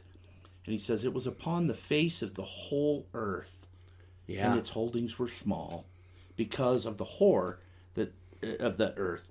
Right. And so forth. But that struck me like it never had before, and I thought, God has his church upon the face of the whole earth. What makes you think that a few hundred people in one little location is the extent of God's work? Yeah. And it started to open my eyes, and I started to see it from a more of a spiritual perspective, to say God's church is people that are looking and searching for the truth even if they're not even a part of an organized group. Perhaps they've never even been baptized, but they're making that connection with him, and they want the truth. And I believe that's upon the face of the whole earth, and I believe that his church has a responsibility to gather and to help, how would I say this, to fight every spirit of division and discord. How would I say this, to fight every spirit of division and discord. Right. And instead of actually contributing to the discord by cutting off anybody that doesn't believe, and then by default, I guess I got to be the right one. Right. Yeah. This doesn't go well either. No, it doesn't. It's all fascinating stuff. And I think you're right. I think we're all out there so scattered that we've got to start reaching out across the table, because and you're right, and I think that Satan knows this, and I'm gonna probably maybe get a few of my fundamentalist friends a little upset at me, that maybe hold a little bit of a hard line on these things, but divided we fall, and united we stand. Yeah. And that's terrifying for somebody to say, well, how do I work with these people that are so doctrinally skewed that I can't hardly even associate with them? I mean, they're just way off track. And yet, if the fundamentalist people would begin to how should I say, work together, they would become a formidable force that would could terrify Satan. Yeah. But as long as he keeps us fighting each other, he don't have to do much. No. And this was a real eye opener to me just recently. This eye opener came to me, and I just thought, and again, some fundamentalist groups might really take issue with me over this, but every fundamentalist group claims to be legitimate, or they wouldn't be doing it. Right. But who has God acknowledged? Right. Where has his voice come and says, look, I acknowledge these people are living my laws and keeping my commandments. They are my people. And so we're all in a pretty precarious situation, because as far as I can tell, I haven't heard or seen where he's acknowledged and said, this people are doing it the way I want it done. Right. We're all kind of hobnobbing along, trying to do our best, and it seems to me that God's very patient to work with us on a very slow process, to help us start to see things we didn't see, and perhaps overcome prejudices that we had, maybe ask different set of questions. But I see just like you and I sitting down here having this conversation today. 20 years ago, 5 years ago, this would have been unheard of for me. Now, sure. 20 years ago, it just like, you don't do this. Right. Among people that have a different background, so to speak. And I think just even that breaking down has started to help at least question things. Right. Right. And I think that questioning things is a good thing. And I've said it before on this podcast, don't ever take what I say as gospel. You go do your own homework, because right. I can be just as wrong as the next guy. But I will say this. Since there's been some things that's given me some encouragement. The fact that people are becoming more open about talking is a good thing. Questions get asked. Ideas get passed around. The other thing is that I'm sensing, at least in the newer version, I shouldn't say version, the newer generation of fundamentalists, we're more apt to talk to one another. Just had the second barbecue I ever did with just nothing but a bunch of fundamentalists. I mean, we had folks from the branch, we had folks, I think we had some LeBarons, Joshua Erickson, just some independents. And I mean, and from what I hear, because I obviously wasn't part of the movement back then, but from what I hear is that, just like you were saying, 20 years ago, that's not happening. Right. And that's not due to me. I think it's due to all those other people that are willing to talk now and have a dialogue and just be friendly. Right. And so that gives me a lot of encouragement. Moving on to kind of the next thing. What does your church believe, and how are those beliefs manifest among your group? Well, one thing, and again, to come back from where we were a little bit of our conversation, we start to look at these problems, and you start to see what seems to happen over and over and over again. Men get old. Right. And people start getting close to them.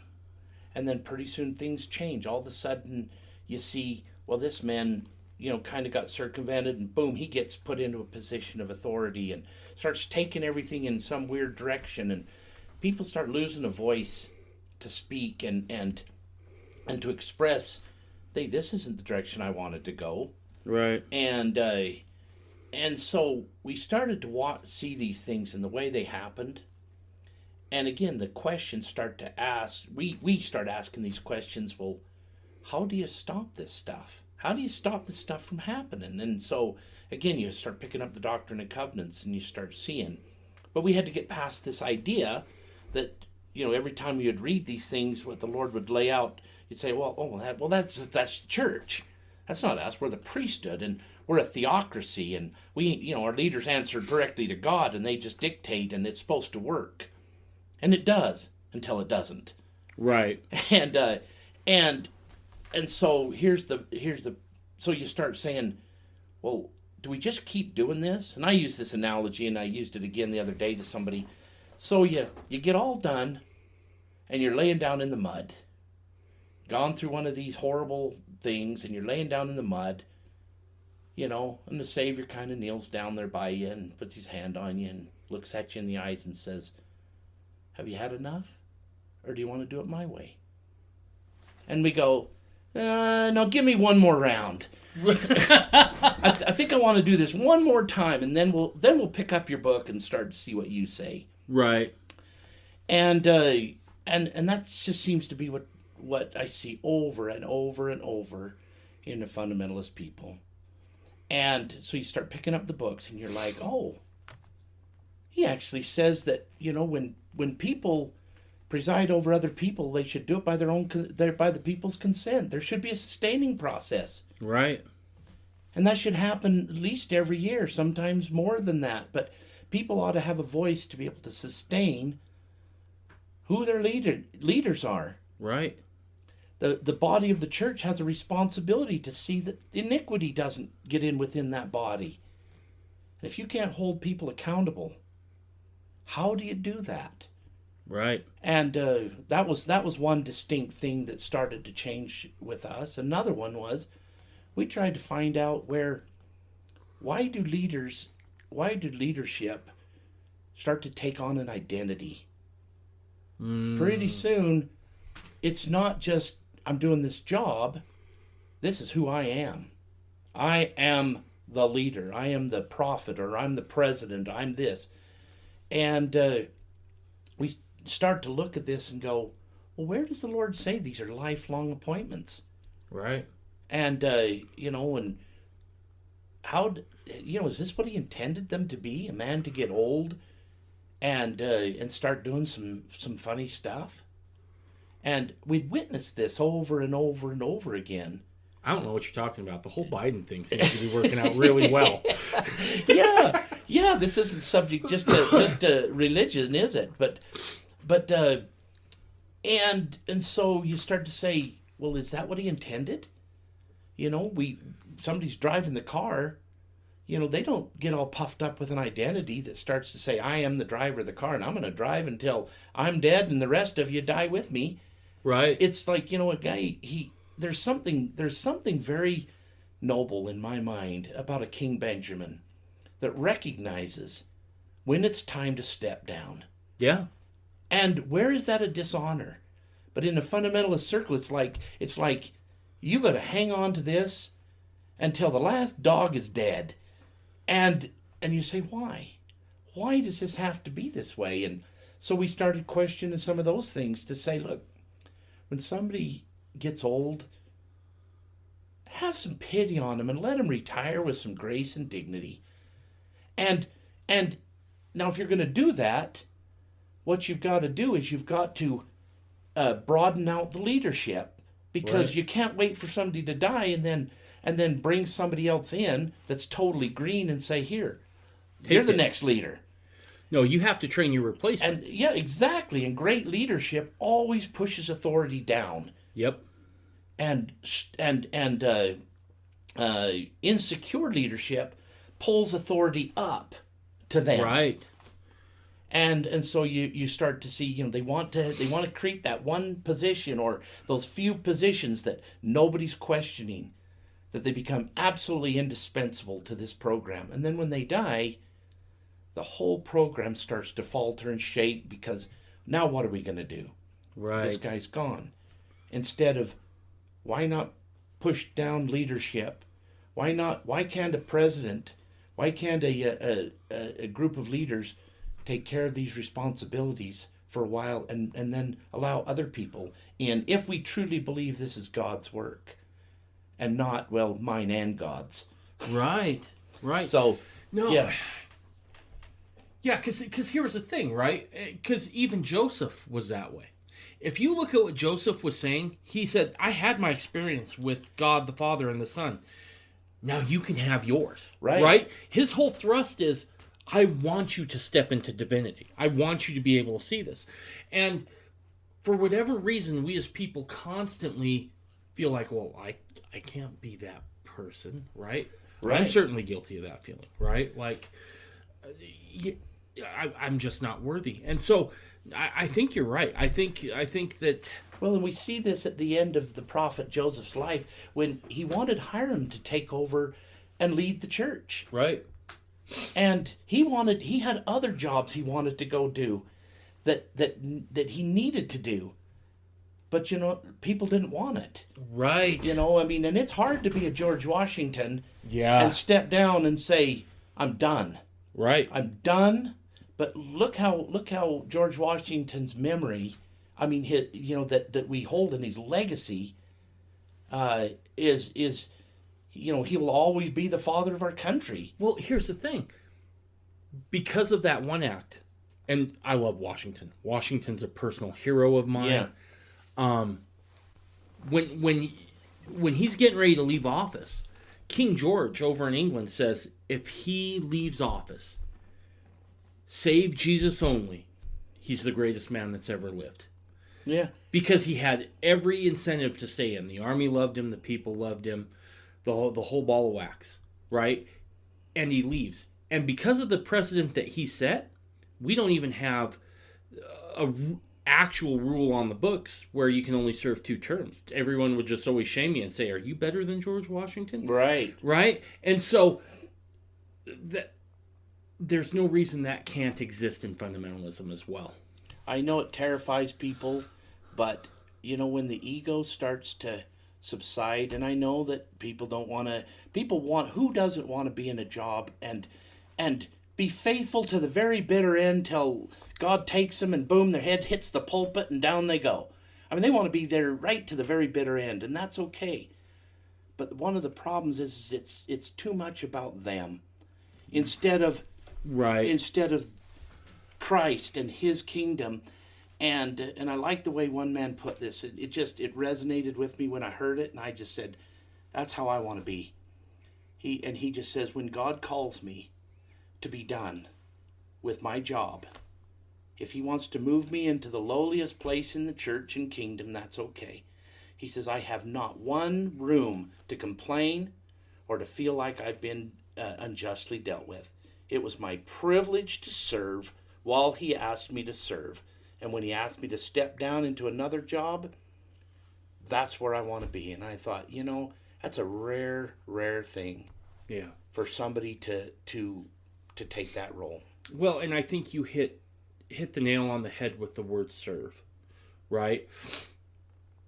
Too often, because, again, I think it's just part of the human condition. We look at leadership as a sign of how righteous someone is. Sure. And that feeds the ego, and that plays into all sorts of problems. Then you get into entitlement and those sorts of things. If you view it from a servant's perspective, now it's your time to serve, to step up, and to do the things which God has asked you to do. I don't think you can ever go wrong with a servant's mentality there. Right. And here's another issue that I see that is problematic or potentially problematic. Now, you've got a man like John Taylor that was, he was faithful right to the very bitter end. I mean, till his last dying breath. I mean, but that's not always the way it goes with people, especially with different dementias and things that start to happen, even just natural old age. But there's also another problem in psychology. They say our last human need is the need to leave a legacy and say, I was there, I mattered, I made a difference, and so forth. So here's men in their last phases of their life clinging to this last human need to say, I still matter. Who wants to give up a position of authority, at the last part of your life, when that's the time when we need so bad, humanly, to say that our life mattered? And so I say to wait till somebody's in that position and then say, hey, don't you think it's time to step down? They don't want to step down. I watched my dad. There was a time when my dad wanted to step down, and we wouldn't let him. And then when he got a little older, he didn't want to step down because that was the last bit of usefulness that was left in him. And yet, I've watched other men do step down before they got very old, and you know what? Their legacy is left intact. Well, let me ask you this: could that be a product of putting emphasis on the wrong things? Right? Absolutely. Because here's the thing: my legacy, as I think about it, it's my kids, it's my family. Look. If I die and someone writes on my headstone, "Here lies Dave Sanders," he was a decent podcaster and a good surveyor, I'm going to be so pissed, right? That means I failed at everything that was truly important. And so we look to leave our mark. I think that's reserved for families. So, Dave, I'm going to turn this back on you once here and interview you for 2 seconds. When you do pass from this life, what would you want authentically written on your headstone? You ever thought about that? I have. And I know exactly what I wanted to say. He loved his Savior. He loved the gospel. And he was loved by his wife and his wives and his children. That's it. And you want that to be authentic, huh? Yeah. That's what I want. Absolutely. I want when I pass beyond the veil, I never want my loved ones, whether that's my wives, whether that's my children, to ever doubt that I loved them. Right. And everything I did to a certain extent was for them. It's only after having a family that I begin to understand what the Lord says when he says, this is my work and my glory, to bring to pass the immortality and eternal life of man. What the Lord is saying there is, like any father, this is all for you. That's right. This is all for you. And so, even what I'm doing here, Stephen, you and me talking, this is in hopes that my kids and your grandkids and my kids and grandkids will never have to hide again. Right. I work hard to kick that door down so that my posterity has a chance to live this out in the open without fear. Right. And so that's my worst fear, is that I die and they say and they can't say without beyond a shadow of a doubt that he loved us. Right. Or not. Yep. And if you're going to leave a legacy, Dave, leave it with your family. Yes. And be in that job. That's the most important. Till the day God calls you home, and serve. Serve in whatever capacity the work of God. That bigger picture, and I believe that we all have a. Like I say, I believe that God calls us to responsibility above and beyond our personal work. He does have another job for us to do. Serve that and do that well. And if we can make it not about us and our ego, perhaps we'll have the presence of mind when we realize, hey, there's somebody that's much better at this than me. Maybe it's a person you trained, your help mentor, perhaps the young smart aleck kid that you never thought would amount to a hill of beans, and he comes up and you just, and all you want to do is step aside because your heart is the work of God. Right. Will thrive and be better with him than it was with me. Yep. And I go, that's what inspires me when it comes to church organization. Yep, absolutely. Absolutely. All right, let's move on. Let me take a quick break here, and then we will come back in just a second. So, with the Nielsen-Naylors, there's always certain things that I think most fundamentalists believe. Let's go over a few things that your church believes, and let's explore those a little bit. So let's start with the obvious one, because it's obvious. Plural marriage. Mm-hmm. Is that something that you guys believe in, practice? Yeah, absolutely, and do believe that it's a portion of the fullness of the gospel, and we do live and practice it, though probably being a smaller group of people, I think that there's certain dynamics that play into this, if you will, that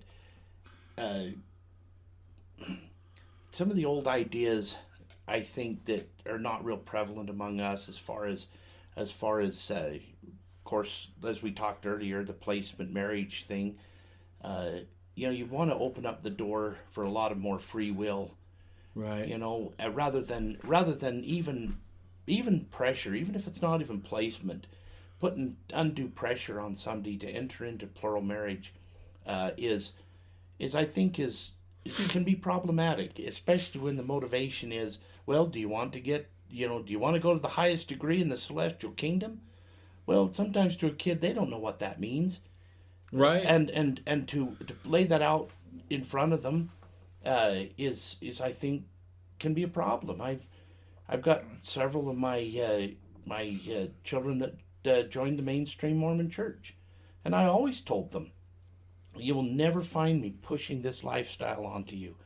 You've got to believe it, and you've got to want it, and you've got to be committed to live it. Good for you. And if you don't want to do that, I recommend that you go find, you work where you can. I'm not your judge, and I don't look and say, well, if you don't live plural marriage, you're going to hell. Right. I don't believe that. I believe if you're going to strive to live this way, you need to want to. Right. And if you don't, if that's not something that you believe and understand, and you even to the degree feel called to do, then mind your business. Yeah. Don't worry about it. God will open that door for you when He sees you're ready. So, as far as our group is concerned, I'm trying to speak carefully to this because I certainly don't want to get a lot of text and say, good grief, I listened to that podcast. That's not what we believe. That's what you believe. Sure. So, but I think by and large, most of our people, we believe in a lot of free will, in the sense that girls don't marry who they don't want to marry. Right. And incidentally, because of that, why there's probably less plural marriage, in the sense that you give somebody, open those doors for people, and sometimes people make these choices and they think, well, man, do I want to marry this guy? And he's got one foot in the grave and the other on a banana peel. Right. And so those things are just natural. But I believe that in the long term, in the bigger picture, I think it's actually more important that that God touched somebody's heart. Yeah. And he can touch a girl's heart. And even if this guy is older, he can touch her heart and say, why don't you go join up with that guy and work in that family unit there. And I absolutely believe that he can do that. And for myself, that would be the kind of plural marriage I'm most interested in, rather than be married to somebody that was kind of pressured into it, if you know what I mean. No, absolutely I do. And yeah, I have, like I said, it's a nuanced view. I have no problems if a woman was to go to a leader and say, can you help me find something? Right.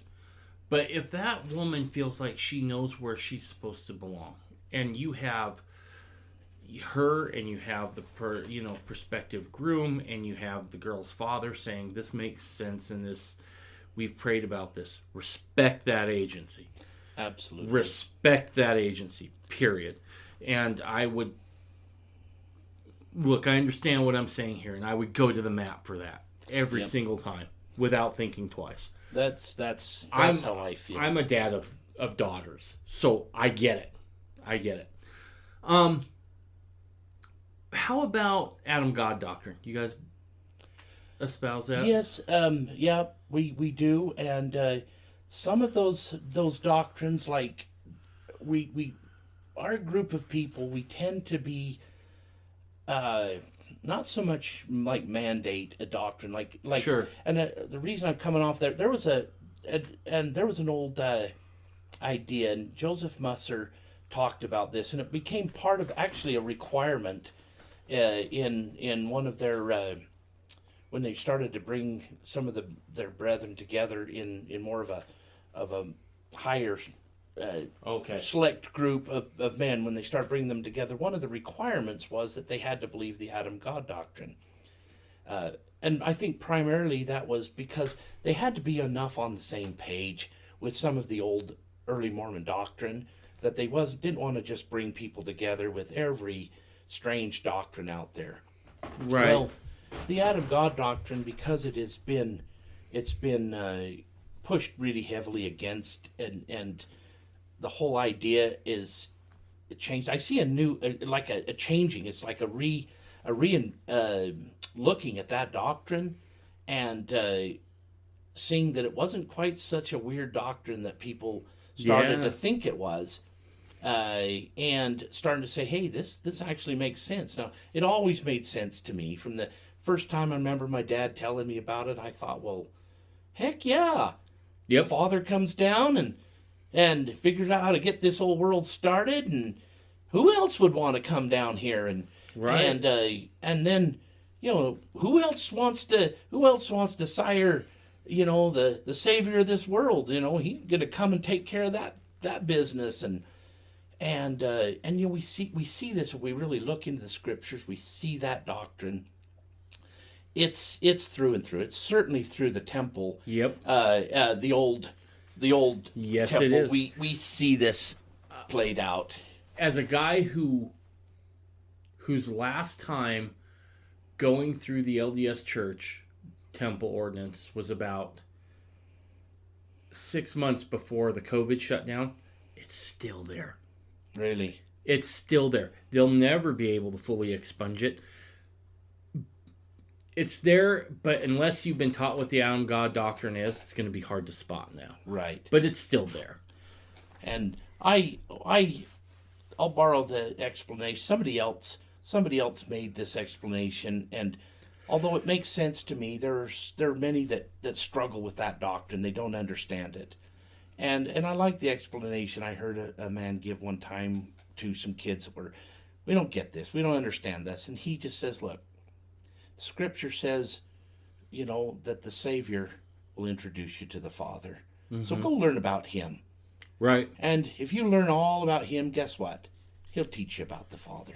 Yep. And so to me, that's a good explanation for them. But for me, it just made such perfect sense that we're part of a big family. Right. And when when our Father in heaven stepped down here to take on this role of Adam, there was somebody else that cared just as much about everything, stepped into that role for him, whether it was his father, whether it was his brother. All that doesn't even matter to me. To me, it was what made sense to me. It was all family. Yeah.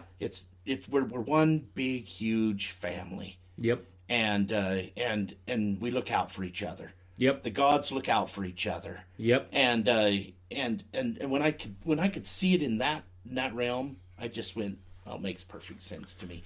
So by and large, our group of people, if you stood up and said you didn't believe the Adam God doctrine, well, you'd probably be looked at like, well, he's one of those. Right. So, as a guy who never was a Mormon before he turned 17, 18, somewhere in there, and then went from LDS to fundamentalism, I'll say this for the Adam God doctrine. It makes our Father so much more personal. Right. So much more personal. And then when you add in, like King Follett into that, all of a sudden, God becomes who I think he wants us to recognize him as. A father, a dad. And that helps foster a relationship with deity better than anything else I know. Right. And I find such joy and peace in that one doctrine.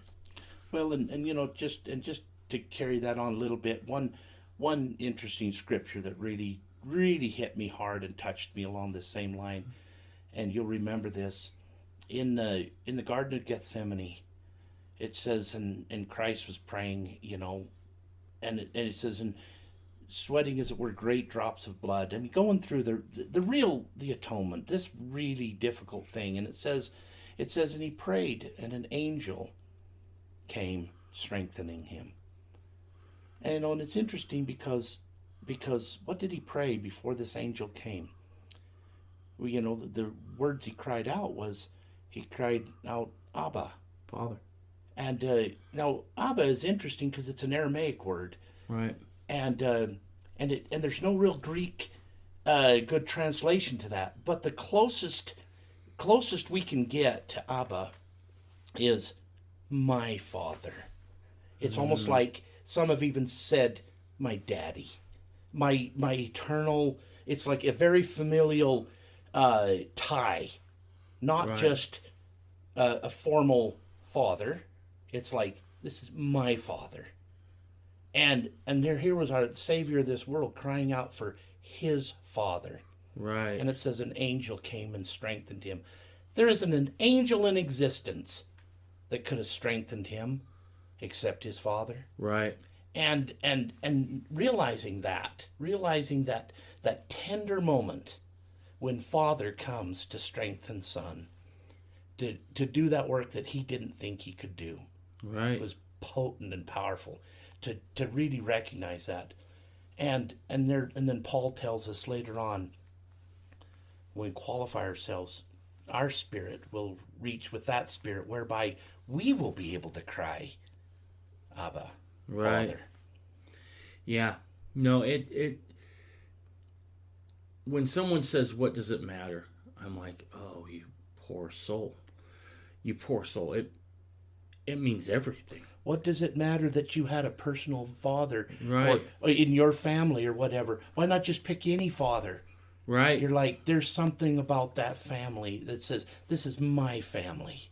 Right. Right. And to know that, and when you drop down on your knees and you're just pouring your heart out and you can't go on, to know this is not just somebody up there that's got a mission to listen to me. This is my Father. Right. This is my Father that I'm talking to. Right. And when someone says, what does it matter? I'm like, I don't know. Let's read in John where it says, this is life eternal, to know the one true God and Jesus Christ whom he sent. It's vitally important. Yeah. And it's vitally important, Stephen, because I feel like it puts us into a very real proximity to deity. Right. And not just any deity, to our Father, to our Dad, period. And I think that has lasting effects that I feel sometimes people miss out on by not having that. Yep. What do you? Oh, what I was was just going to say, and just I didn't want to pass up more of your question. Kind of.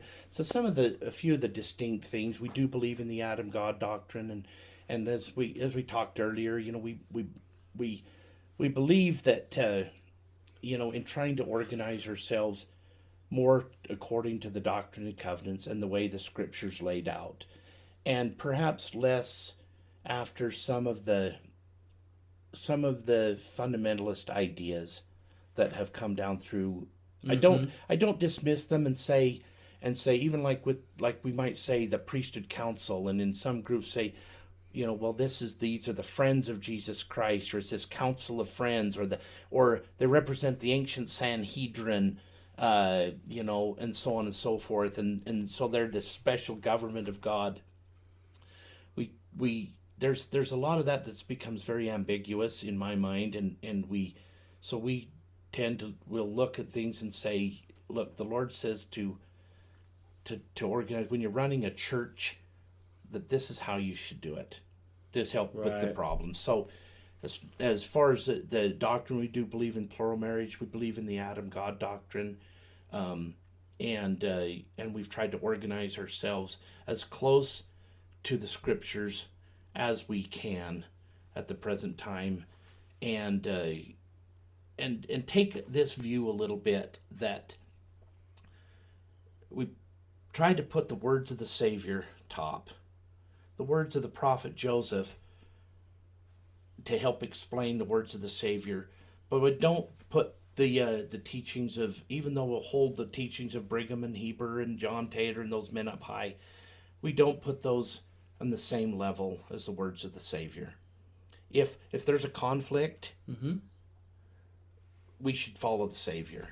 I don't, and not and if there's because there's so many, and in fundamentalism, even in when I grew up, there was all these mental gymnastics that you would have to go through to try to say, okay, how do we fit with what Brother Brigham said, with what the brethren we knew said, and with what the Savior said, and you're trying to twist this all up to make it all make sense, and it comes to a point where you just say, you know what, if it's really ambiguous, what did the Savior say? Is it clear?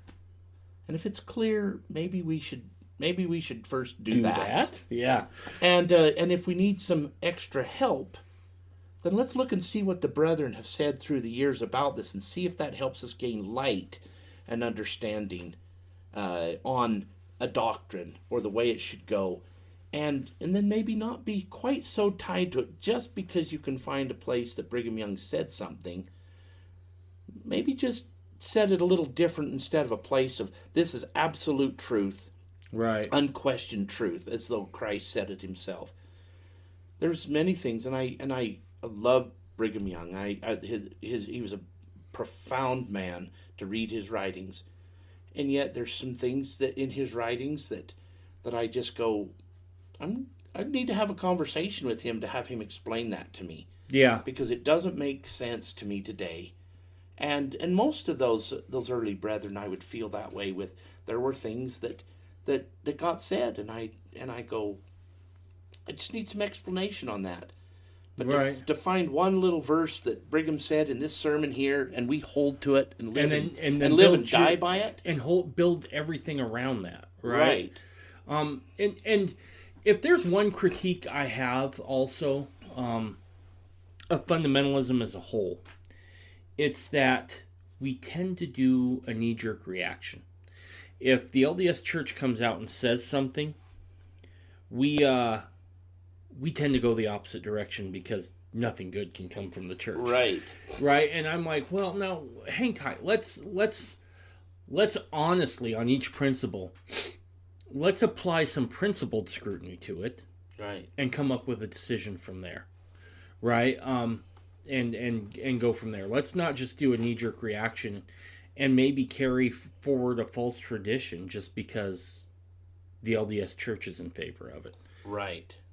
So absolutely. I feel like if we're truly who we say we are and we're fundamentalism, then let's look at the fundamentals and line those out. And so consequently, what you said there about just going back to the Doctrine and Covenants when you start talking about church government, church structure, I think that's highly commendable, because the Lord does a really good job of laying out what it's supposed to be, right? Right down to the quorum of the 12, which is, they're essentially traveling ministers to minister to those stakes, or to those people outside of stakes. And then in organized stakes, that's something different. And so I commend you for that, because that also takes a bit of humility to be like, okay, maybe we should go look at that book again. Maybe we should dust it off and maybe really start taking a look at it. Absolutely. Because as fundamentalists, a lot of what we've tried so far hasn't worked real well. Right? Let's just call it what it is, right? And we're small in number, which is fine. I'm not saying we have to be massive, but we haven't grown a whole bunch. I think most of our replacement rate comes from births. Maybe it's time we look at some other things. Yeah. Go back to the source. Yep. I would agree with that. And if the truth is really as potent as we claim it is, to me, I say, then why be afraid of it unless we're trying to create some dogmatic social hierarchy that feeds, and I hate to say it that way because it sounds really sinister, that just feeds people's egos. But quite honestly, we're human. Yeah. And that's a lot of times what happens. And like I said before, it takes a rare individual to be able to step back and just say, I'm done. I'm done, and the work of God will go better if I step back and go finish taking care of my family and finish out my life and let somebody else take this work, and it will thrive. Yep, absolutely. What about ordinances? You guys do baptism and all that, right? Yep. What about temple ordinances? Do you guys have temples? We don't. We do have an endowment house. Okay. And so we are in the process. It's been a long, evolved process to come to that place. There's a lot of fear associated with these things, especially when you come from the background that we came from, where you don't touch these things. Right. These things are going to be when we're set in order, and when One Mighty and Strong comes, or the temples will be given back to us, or whatever. And there were a lot of these stories, and they came from good sources, but they were also came from sources where men that had been kicked out of these places. And one wonders if there wasn't just a little bit of, we're going to be vindicated. Right. And because some of the old stories, we all loved the Salt Lake Temple. It was just, just absolute icon. And yet, in fundamentalists, we were told in different circles, if you will, or places, that one day that temple would be turned back to us, and God would cleanse it, and that the fundamentalist people would finally get to go in and receive their ordinances, and that the fundamentalists perhaps would use it by night, and the Mormon Church would use it by day, and that God would open up those doors that they could receive all their blessings. And it was like, here's the icon. This is the Mormon icon, if you will. And I know might be a sensitive area, because you got a great love for the Salt Lake Temple. I listened to your podcast and how heart-wrenching it was to watch it be gutted. Yeah. And yet I wonder if God didn't allow that to happen because the fundamentalist people have been hanging on to that icon to the point where they wouldn't even look out and say, maybe it's time for us to do something and make a sacrifice somewhat equivalent to our forefathers. I think you are 100% correct. And I've said this before. It's been a process like watching an old friend die. Right. A very painful, slow death. I'll say this. Gosh, I can't believe it. I think I've said this before, but every time I think about it, I keep thinking to myself, who the hell was I to do this? But, I mean, this is a temple that when I lived plural marriage the first time, I took both my wives to, right? There was a residue. And this was, I recognized this long before I ever was a polygamist. Because that was like the second temple I ever attended, right? Like, I got my endowments in Boise, and I'm like, I want to go to Salt Lake right now. And we did. Amber humored me, and she's like, okay, let's go. So we made the trip down, and there was a palpable residue that was left over. That's gone now. And in some ways, I feel somewhat relieved by it. And I think we should all feel that, right? Yeah. Sometimes there is nothing... I had a good friend who did have a spouse who died. And I remember he said, is it bad that I feel relieved a little bit? Right. And I was like, no, I don't think that's bad. It doesn't mean you didn't care. It just means you were tired of shouldering that burden for as long as you did. Right. And I don't think your wife would have any ill feelings towards you for feeling that. I think with what has been done, what they are continuing to do with that temple, there should be some relief now. That's done. Yeah. There's nothing we can do. We saw the friend die. Now let's go forward. Right. And let's move forward. Let's cut ties. Let's go to work. Let's build one of our own. And that's what I absolutely believe is really what is really important. And again, for me, when I realized that we are a temple building people. Mm-hmm. God, as he says, I always command my people to build temples. It's a part of the fullness of the everlasting gospel, and yet fundamentalists for 100 years, and I don't mean across the board, because some have more and less. There are still some that are diehard. We are never touching this stuff until the one mighty and strong or somebody bigger than us comes and tells us to do it. And that's okay. That's their choice. But for me, I go, the fullness of the gospel is the fullness of the gospel. Yeah. And I believe that God will open up the door for any one of his children to live the fullness if they choose to, if they desire it, and they want to live that way. He will open up that door. So absolutely, temple, we've had an endowment house for some time, but that's not sufficient. And a temple. And so we are in the process of working towards that. Good for you. And so, because again, it's not there till it's there. I right. mean, and the fullness isn't the fullness until it's full. Right.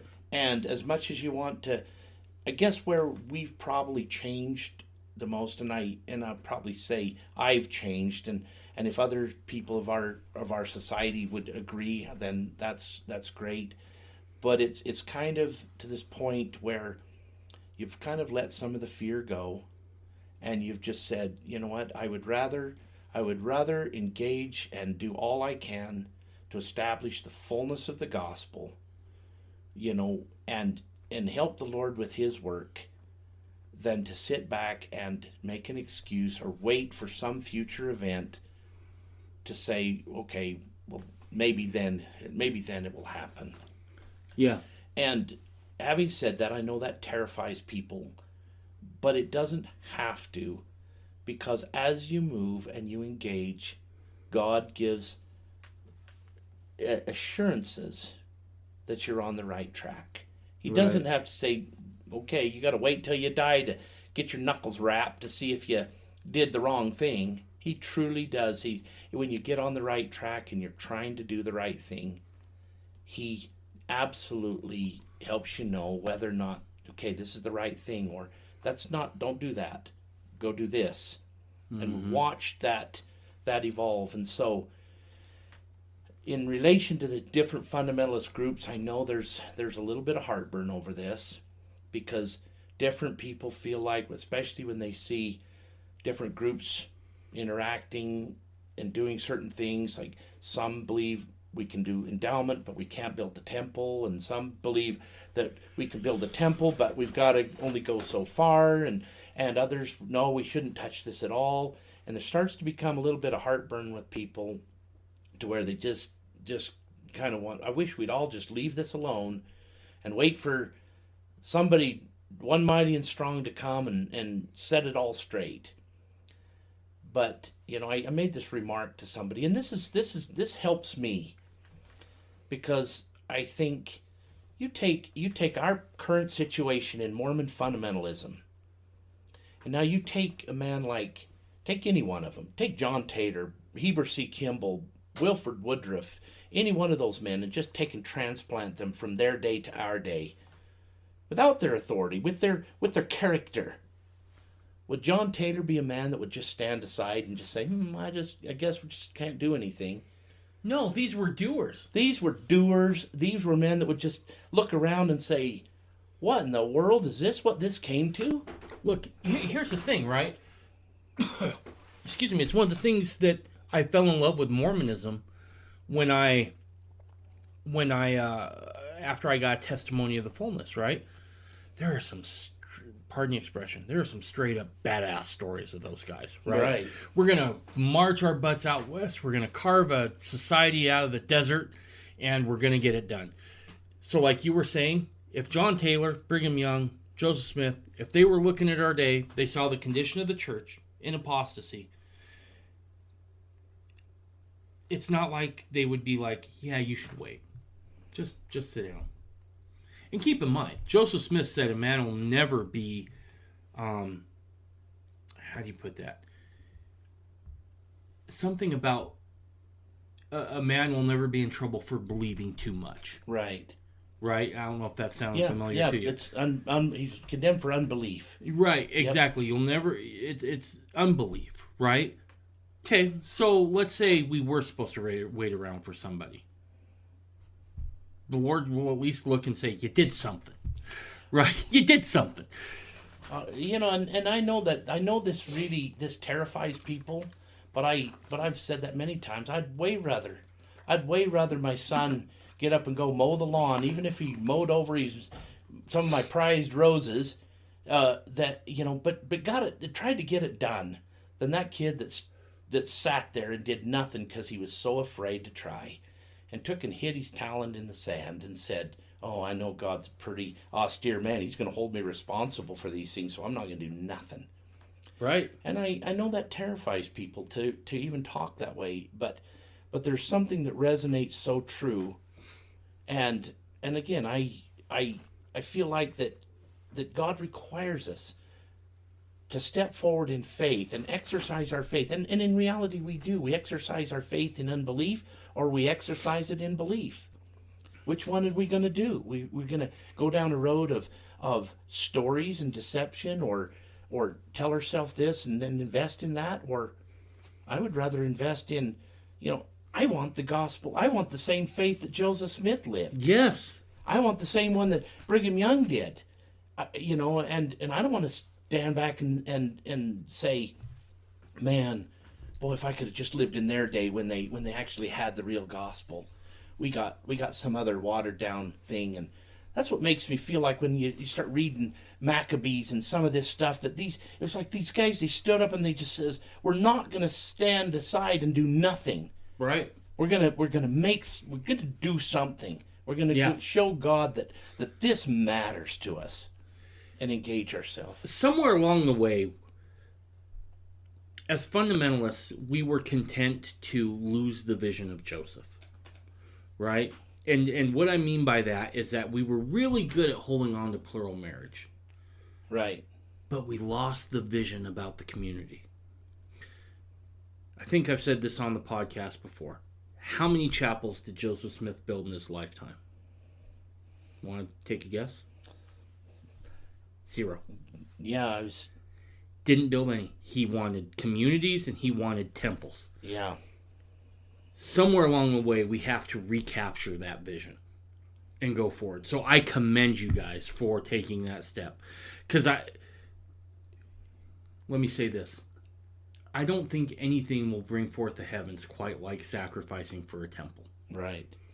And there are blessings to be had there. Absolutely, 100%. Yeah. Well, I absolutely believe it, and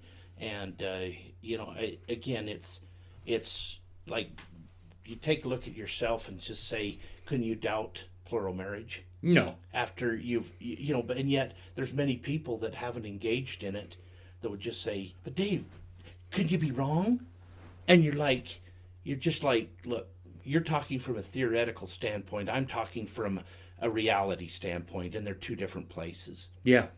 And that's why I say God gives us a testimony, especially when we really, in honesty, try to do what He's asked us to do. He gives us a testimony that we're on the right track in this doctrine or this principle that we're believing in. And so we don't have to live in ignorance. No. And you don't have to say, well, I hope, I'm going to live till I die and just hope that maybe I did right and I married this other lady and raised these children and this whole family and hopefully I did right. I just think, no, we don't have to live that way. Right. If we engage in our heart, He will give us a testimony of our course, and we'll know whether it's pleasing to Him. Yep. And again, being doers of the word, not hearers alone. So an endowment house, and I remember this from early church history. So is vicarious work done in the endowment house, or is it just your endowment? It's primarily just for yours. As far as precedent is concerned, they did some vicarious work in the endowment house, but it was very, very select and very careful. As far as endowments, actual endowments for the dead, Brigham taught that must be done in a temple. Yep. There can be baptisms for the dead. There can be some other work for the dead, but the actual ordinance, the temple endowment itself, needs to be done in a house prepared for that purpose, a temple, to be proper. And as far, if God wants to make exceptions for that, I suppose He can, but to me, I just say, why does He need to? If that's what needs to be, if that's what's right, then He ought to have His children step up and be trying to fulfill the law rather than to find a justification around it. Right. That's my view of it. How has it been received that within the church itself that you guys are going forward with temple? Mixed reviews. Mixed reviews. By and large, though,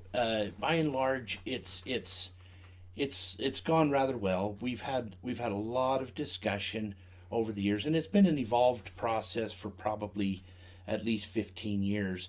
I mean, just getting people to accept an endowment house was a big step, and but taking the step even from that to the temple is just another big step. But we've had a lot of classes and things that we've done to try to prepare and give people opportunity to ask questions, express their fears, and really try to honestly address the concerns that people have, so that you can move forward. Because if you can't move forward with a building like that with the people, why are you doing it? Why would you do it? Because it's going to sit empty at that point. Yeah.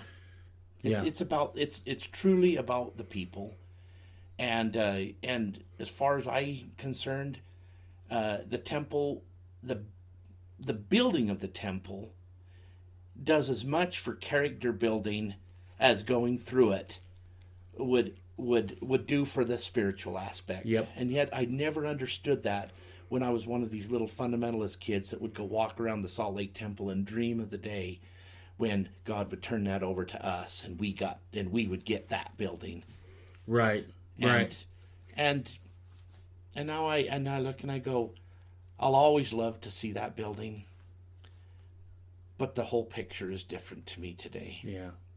I gotta say, I'm really excited for you guys, because in this process, I know you'll be blessed in getting a temple up. It's a huge step, and there are blessings. The Lord wants just not a temple attending people, but a temple building people. Right. And there is something to be said I've never had the experience, but sacrificing for that opportunity.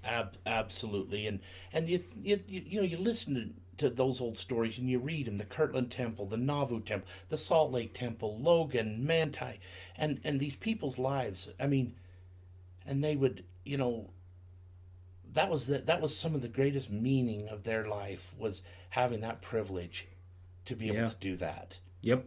And to just basically give your very best and hand it to God and say, this is our very best. Right. And hopefully help establish that covenant with Him where He says, you're my people. Gotcha. Is that under construction now? Not physical construction. It's in the design. It's in the design and phase right now. The drawing and design phase, and we don't even really have a location yet. I'll tell you what. When you get close to having that thing built, you give me a call and I'll go get it surveyed for you. Really? I will do it all for free. Man, you're awesome. I want to help you where I can. So you when you get to that point, you tell me, okay, and I'll do the layout on it. Man, that'd be great. Well, and these are some of the blessings that the Lord gives to us, to work together with all of His children to help create something great. And I go, that's what we're about. Yep. That truly, and these doctrinal differences that we have are very easy to solve. Yeah. I mean, they truly are. I mean, God touched somebody's heart and just says, hey, you were a little off there and you were a little off there, and you're like, gosh, boy, now we actually see quite a bit the same, don't we? Yep. And I really believe when we start working together for His kingdom, instead of defending our stories and our ego, we'll start to see a different picture. Absolutely. No, I'm serious. You give me a call, and if you need help with engineering, a civil, throw it my way. I'll find somebody. Super. I'll foot that bill. Okay, so we've covered the big ones. So how would you say you guys most differ from the LDS Church? Because a lot of my LDS listeners are gonna ask for that. They're gonna walk into your building. How are things going to be different? Primarily, the main differences that I see is we would administer the sacrament. We would do a lot of the things that they would tend to see, although some of those ordinances might be administered differently, sure, a little bit differently, more old style, so to speak, using the signs of the priesthood. Yeah, yep. and like sacrament, type thing. We don't pass the tray down along the line, to people. I mean, it's individually administered to each individual person. Things of that nature are a little bit singular, that somebody would look at and go, oh, okay, that's a little different than we would do it. But administrations and things of that nature, I think there's going to be minor differences that people would see. Obviously, there's not a strong hierarchy, so to speak, in like you would tend to have more in the church. We would probably look, our group of people would probably look a whole lot more like a stake in the church, where there's different wards that kind of come together, but you've got a stake president and a couple of counselors and a high council. We don't have a 12 apostles in our organization because we haven't felt that's a need right now. We're just trying to strengthen up the base and what the Lord is trying to help us to get established. And we're not a large group of people either, like some are, and so I see a time when there will be a need for the gospel to go on more on a broader scale to people all over the world. Right. And so I do see a time when that might happen, but by and large, had a man during COVID when the Mormon church kind of shut down and he couldn't go to church anymore, he started coming over to our church, and he really enjoyed it. You know, even some of the doctrine we talked about didn't scare him, but he just would say things like, "This reminds me of like kind of a small little ward out in the middle of nowhere, you know, where we all just kind of get together, you guys, and you talk, and it's a lot more personal than a big ward." So a lot of similarities, I'm guessing, and we're probably a lot more similar to the way the Mormon church is structured today than we were in the past. Gotcha. And then what about missionary work? You guys have missionaries, or? What we do have is we tend to have more of a service mission right now rather than a proselyting mission. So we will have young boys come up and even the girls, and they would like to go serve 6 months, a year, 2 years, whatever, on a service mission, and they will travel around to the different communities and just help on the projects, like help people build houses, help the widows, help take care of just any needs that might be a part of that community. And so we're associated with communities in Missouri and in Idaho, 2 or 3 different places in Idaho, up in Canada, down by Puebla, Mexico. And so we'll send these missionaries just to go and stay in these communities and work. And not necessarily even say, well, just serve our people. It's like serve all of the people. Whoever's there. Yeah, whoever needs help, go serve them. And although it's not a proselyting mission, you can proselyte as much by service as sure you can, as actually preaching. Absolutely. And so that's been a real helpful thing. One thing it tends to do, as even in the Mormon church, it tends to grow up young men and young women, and shows them a bigger picture when they commit to that kind of service. Sure. As far as proselyting is concerned, like really dealing with converts, that's primarily done by more like older, seasoned gotcha individuals, and that might contact our group and say, "Hey, I've been wondering about this," and then you interact and deal with them almost like on a one-on-one missionary program, rather than sending out missionaries to go preach the gospel and try to gather in converts. It seems to me like it's I hate to say premature, but when there's so much strengthening at home that needs to be done, right? There's so much missionary work just strengthening the body of people that it seems a little bit counterintuitive to let those slip away while you run and go see if you can bring more in. Sure.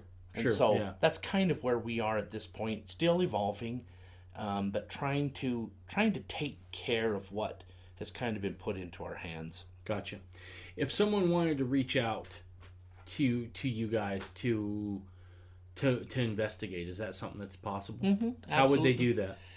They contact me. Okay. And of course everybody knows you, and then you could just say, here's Steve's number. Call him. Yeah. He's happy.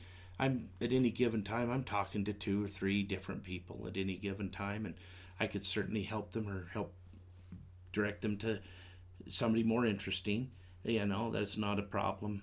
Oh no, you seem pretty interesting. So don't sell yourself short. How do you view the mainstream LDS church?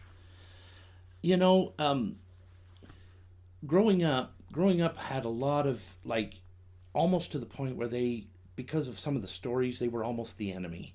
Mm-hmm. Because of the old fundamentalist stories, they persecuted, they got our fathers in prison, they did this, they did, and maybe there were individuals that did that. But like most prejudice, they're not alive today. Yeah. And I go, really, prejudice is the child of ignorance. And when you get to know people, and I've met some absolutely fantastic people in the Mormon church, not only some of the leadership, but just even stake presidents, bishops, and different men that were living their religion so much better than me or even most people that I knew. They literally was living what they believed, and it just put all profound respect towards them. The church as a whole, I have a problem. And it's probably an obvious problem, because I feel like that they have grown so big, they've made concessions. Mm-hmm. They've had to make concessions. Just even the tax-free status has altered decisions. It's made them vulnerable because they have to do certain things. And I get it. I'm not being hard on them. I don't know what I would do if I was staring at millions upon millions of dollars by one decision. Right. I don't know what I would do. But to me, I feel like that they've grown so big, and there's a need to be popular, that sometimes the fullness of the gospel is not popular. Right. And so we make concessions. Individuals have been, profound individuals. Hugh Nibley was, even fundamentalists that knew him and he knew mm-hmm. them. They kind of kept a quiet relationship. But Hugh Nibley was just, was an incredible man, and many others. I believe they really, really helped establish. Avraham Gileadi, another just, amazing man. And those types of personalities aren't done in the LDS Church, right? I just released an episode today with Hannah Stoddard. I think she does fantastic work on keeping the original true narrative alive. Kimberly Watson Smith, I had her on an episode. She made a better case for plural marriage than most fundamentalists I know. Yeah. Bar none, right? Ken Peterson, great man, good scholar. Did a whole book about Mormonism in the Apocrypha, finding Mormon teachings in there. Oh, yeah. So there are still people there. And I agree with you. And here's the other thing I've said. And this is both true strategically, but also true just on a personal level. If we disagree with the LDS Church, and we do, and we should. Yeah. However, if all we can do is tell people what we're against and never tell them what we're for, why would you want to go there? Right. As fundamentalists, we better get into a position to where we can start telling people what we're for. They'll figure out what we're against. Right. But let's tell them what we're for. Yeah. Let's tell them why it is we believe what we believe and what the blessings are, and the rest will take care of itself. So I agree with you. I'm not a big fan of bashing on the LDS Church. I'll certainly call a spade when I feel like it's necessary. Right. But there's a way to do that where you're leveling fair criticism and not just spouting at the lip because you're pissed. Yeah. And that to me is huge. So I've really appreciated, like, I didn't know who Hannah Stoddard was. I ended up reading some of her stuff, and I'm really impressed with, I think probably the thing that impressed me the most with her was there was a sense of goodness about her, mm-hmm. and this real genuineness that wanted to continue to hold the name of the prophet Joseph in reverence instead of almost degrading him to make him feel like he's just about on the same caliber as most of us guys, Right. And I know he was human, and there is that balance that needs to be there, but it almost seems like that it started to become popular and a little bit in vogue to make the prophet Joseph just a little more of an idiot than he was. Yep. And he was an amazing man. Yep. And highly gifted of God and blessed. Just a tremendous individual, and I'm really impressed when I see people like that. It really gives me a newfound hope in that there's a lot of good people in the Mormon Church today. Kimberly Watson Smith, I again didn't even know her, and read some of her writings and just things that she said. Listened to the podcast, and I just go, wow, that just. It feels so good when you're just even wanting to fight a battle. Yeah. To think there's people like that fighting in the same direction that you want to fight. Yeah. You're just like, okay, so we got a few differences. Yeah, hey, let's not worry about that. Let's stay focused on this. Yeah. I get goosebumps every time I think about this, because this came to me quickly one night as I was praying about things. And this podcast has made me hopeful. Because for a while I was like, oh, we're so far apart. I don't know what's going to happen. How are we going to get this all done? Here's what I've come to learn by reading Scripture. Our God is a God that loves a dramatic ending. Mm-hmm. If there's one thing I know for sure about evil, it always overplays its hand. I don't know how it all works, but I believe this to my core. At some point, it's going to look really, really, really bad for us. And when I say us, I'm not talking just fundamentalists, traditional LDS folks in the LDS Church. And God's just going to say, stand with everyone he's working with, and evil will be surrounded. As I've done the podcast and I've seen different people from different walks of life expressing Mormonism and fundamentalism in the ways they do, I'm less inclined to say, oh no, they're off base, they're out of order, or any of those other things. I tend to look at it as, no, they're doing what they're supposed to. God's got them right where they want to be, right where they need to be, in order to be of the most service to him and mankind. And I firmly believe that. Yeah, and I tend to look at this viewpoint for me, and it's helpful for me. Is to, instead of worrying about, what group somebody's in, or even what group is more right, or whatever it is, I look and I say, what I'm really more interested in is the principles of the gospel. Mm-hmm. And those that want to espouse those principles of the gospel, the fullness of the gospel, is to me is and if I see that being done, in the mainstream LDS Church, I want to support and do anything I could for that. And when I see the fullness of the gospel being destroyed among fundamentalism, then I want to stop that, or at least raise a voice against that, because it's really, to me, it's far more. I get it, and I don't want to act like that authority doesn't matter. I know there's authority, and God acknowledges. Prophet Joseph, there's no salvation between the lids of the Bible without a legal administrator. I get that. I know that that's important. But what I'm more concerned, that's a simple matter for God. Right. It's not a simple matter to get saints. Right.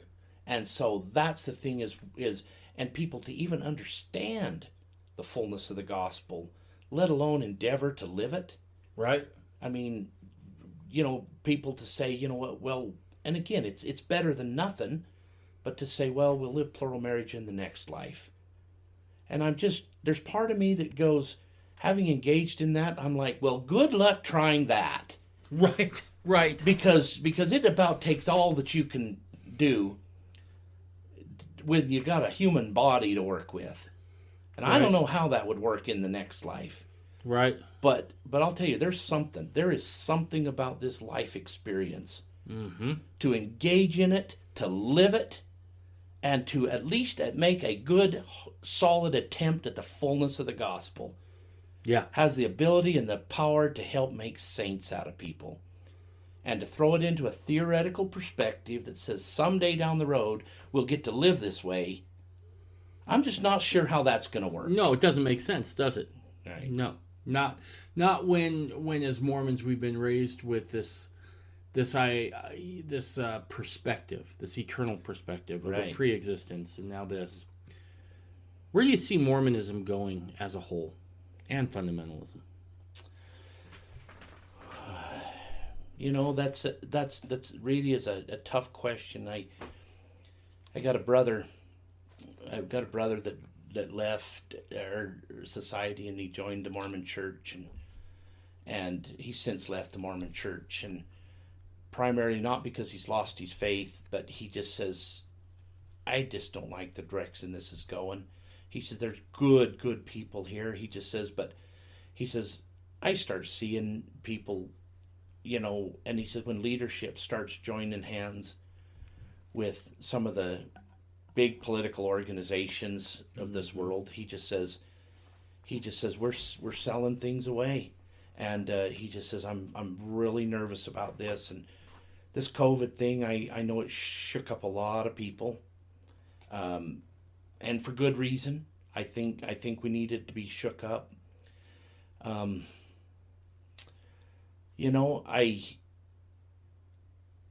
would like to say that we could all just kind of get on the same track and would all accept the fullness of the gospel, and we could all kind of come back together and become one big beautiful people.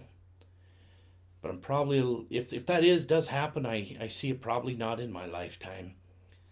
But unless some really radical things shake people up. Because just psychologically speaking, when you start investing in a story, and you invest in that story for very long, it's a difficult job to stop and turn around and say, maybe this wasn't right. I mean, we see it in the fundamentalist people, see it in the Mormon Church. Probably as concerned as I've ever been is when I start seeing a softening towards this woke ideology. Right. That to me it starts to make me go, we're in trouble. We're in trouble. We're in trouble if we start. We literally, we're buying into Satan's system. Yep. And if you want to say it on a broad scale, and I don't care whether it's fundamentalism, I don't care whether it's LDS or Christian or Catholic or whatever it is, when we buy into that is just it's anti-God. Right. And I go, that terrifies me probably as much as anything, that there will ever be a reconciliation. I've almost gotten to the point where I don't think there will be. I think the reconciliation comes when the Savior does. Yeah. I honestly do. But in some ways that should be liberating too. Because now we don't have to wait anymore, Stephen. Right. Now we can just go about the work of doing what our forebears did. Well, probably your forebears. I'm the only bearer in my family. But to go forward and do the work that Joseph did, that Brigham did, that those ancestors did in carving out an existence out of the wilderness. We get to do it all over again. Right. And that's great. That's opportunity. That's a chance to do it again. Absolutely. It's not only liberating, it's energizing in the sense to really, because your faith in Mormonism becomes more real. And to me, like I said before, when I meet the prophet Joseph, I would like to be able to look at him and at least in some small measure say, I lived the same gospel you did. Right. I tried. I understand in a small measure what the fullness meant. Right. Now, I don't know whether I'll ever get there. To me, it's far more, I doubt sometimes my own righteousness, but what I do want to be is I do want to be fighting on the right side. Yeah. I don't want to get over there and find out I've been fighting on somebody else's side. Right. No, I agree. Anything else you want to go over? It's good wrap up, I think. There's one idea, and I was thinking about this, just remembering an experience that I had several years ago. And I think it'd probably be a good summing up of everything. I don't claim a lot of real spiritual experiences in the sense of divine angels and things. I've had some profound dreams, and I've had a fair amount of some real inspiring things that happened to me. But I had an experience years ago where I saw something, and it was for a very brief moment, but it made a huge impact in the way I view things. And I can't describe it because I don't have words to describe it, but as close as I can get to it, it was like looking at a puzzle. was like looking at a giant puzzle, and every piece fit, and it fit very nicely, and every piece mattered to that place to make the picture whole. And we each had a piece. We each had our piece that fit. And the greatest joy came to us when we fit in our place. Instead of each individual wanting to be a corner, an edge, or whatever it was, we all fit in our place. And it was important that we all make sure that all the pieces are there. And maybe that metaphor works because as a kid I used to do puzzles with my mother. I was just a little kid, and she'd sit down and we'd do puzzles together. We'd always go buy them from the secondhand store, and so invariably there's a piece or two missing, and you'd get to the end of this puzzle and there's one piece missing, and you're searching everywhere for it, and it's incomplete. And I'll do puzzles with my kids today, and purposefully I take a piece out and I put it in my pocket to make a point. Right. And there we are, and we're all frantically searching for that last piece. And finally I just pull it out of my pocket and complete the puzzle. And they all taste that picture and what that means. And when we can start to look at things, look at our brothers and sisters, and look at God's children as pieces of that puzzle, and realize that the puzzle isn't complete if we lose one. And we pick up an attitude of service instead of our own ego. It doesn't have to be about my piece making the picture. Right. It's just I want to be a piece. I just want to be a piece of God's work, and I want to help other people fit in their place and be who they need to be. And this doesn't have to be a competition. Right. Who's greater than who, or who got the highest authority than who. And right. Where we all stand, I go. Somebody said, "Well, by what authority are you guys doing what you do?" And I just said, "We got all the authority in the world to do good and to do right." Right. And when you do right, that's God's authority. Yeah. And so God gives us the authority and the power to do good and to help his church and his kingdom in whatever way he wants us to. Right. And so for me, to sum up, I'm not so worried where other people are or what other people feel like they should be doing. I've said this to many people. Well, who are you guys? And I said, well, for me, we're a tree in the nethermost part of the vineyard, trying like hell to keep it from dying. And right. Maybe we can help the kingdom as a whole grow by keeping one part of the kingdom alive. So that's kind of probably a sum up. Dude, that's beautiful. That's awesome. We've gone 3 hours. Holy smokes. Goes quick, doesn't it? Yeah. Well, it goes quick for me. You talking to me, that might be longer for you. But I sure appreciate you, Stephen. And I've loved the conversation. And I've said this before. If you've been on here once, you have standing invitation to come back anytime you want. You let me know what works for you. But let's definitely do this again. I really, really enjoyed this. Well, we'll see what feedback you get and how much hate mail you get. We'll sure not want to do that again to you. No, it's good. Most of the hate mail I get is because of what I do. So you don't have to worry about most of the time, quite honestly, Dave, the thing that I love to be a part of things that are growing, and I love to see people that are trying, be they in the Mormon Church or in any fundamentalist group, whatever they are. If you believe in the fullness of the everlasting gospel and you're willing to have enough courage to step out and do something about it, you're my friend. Oh, I appreciate that. I feel the same way about you. So, and yeah, absolutely. All right, awesome. Thanks so much, Steve. Okay. Bye, everybody.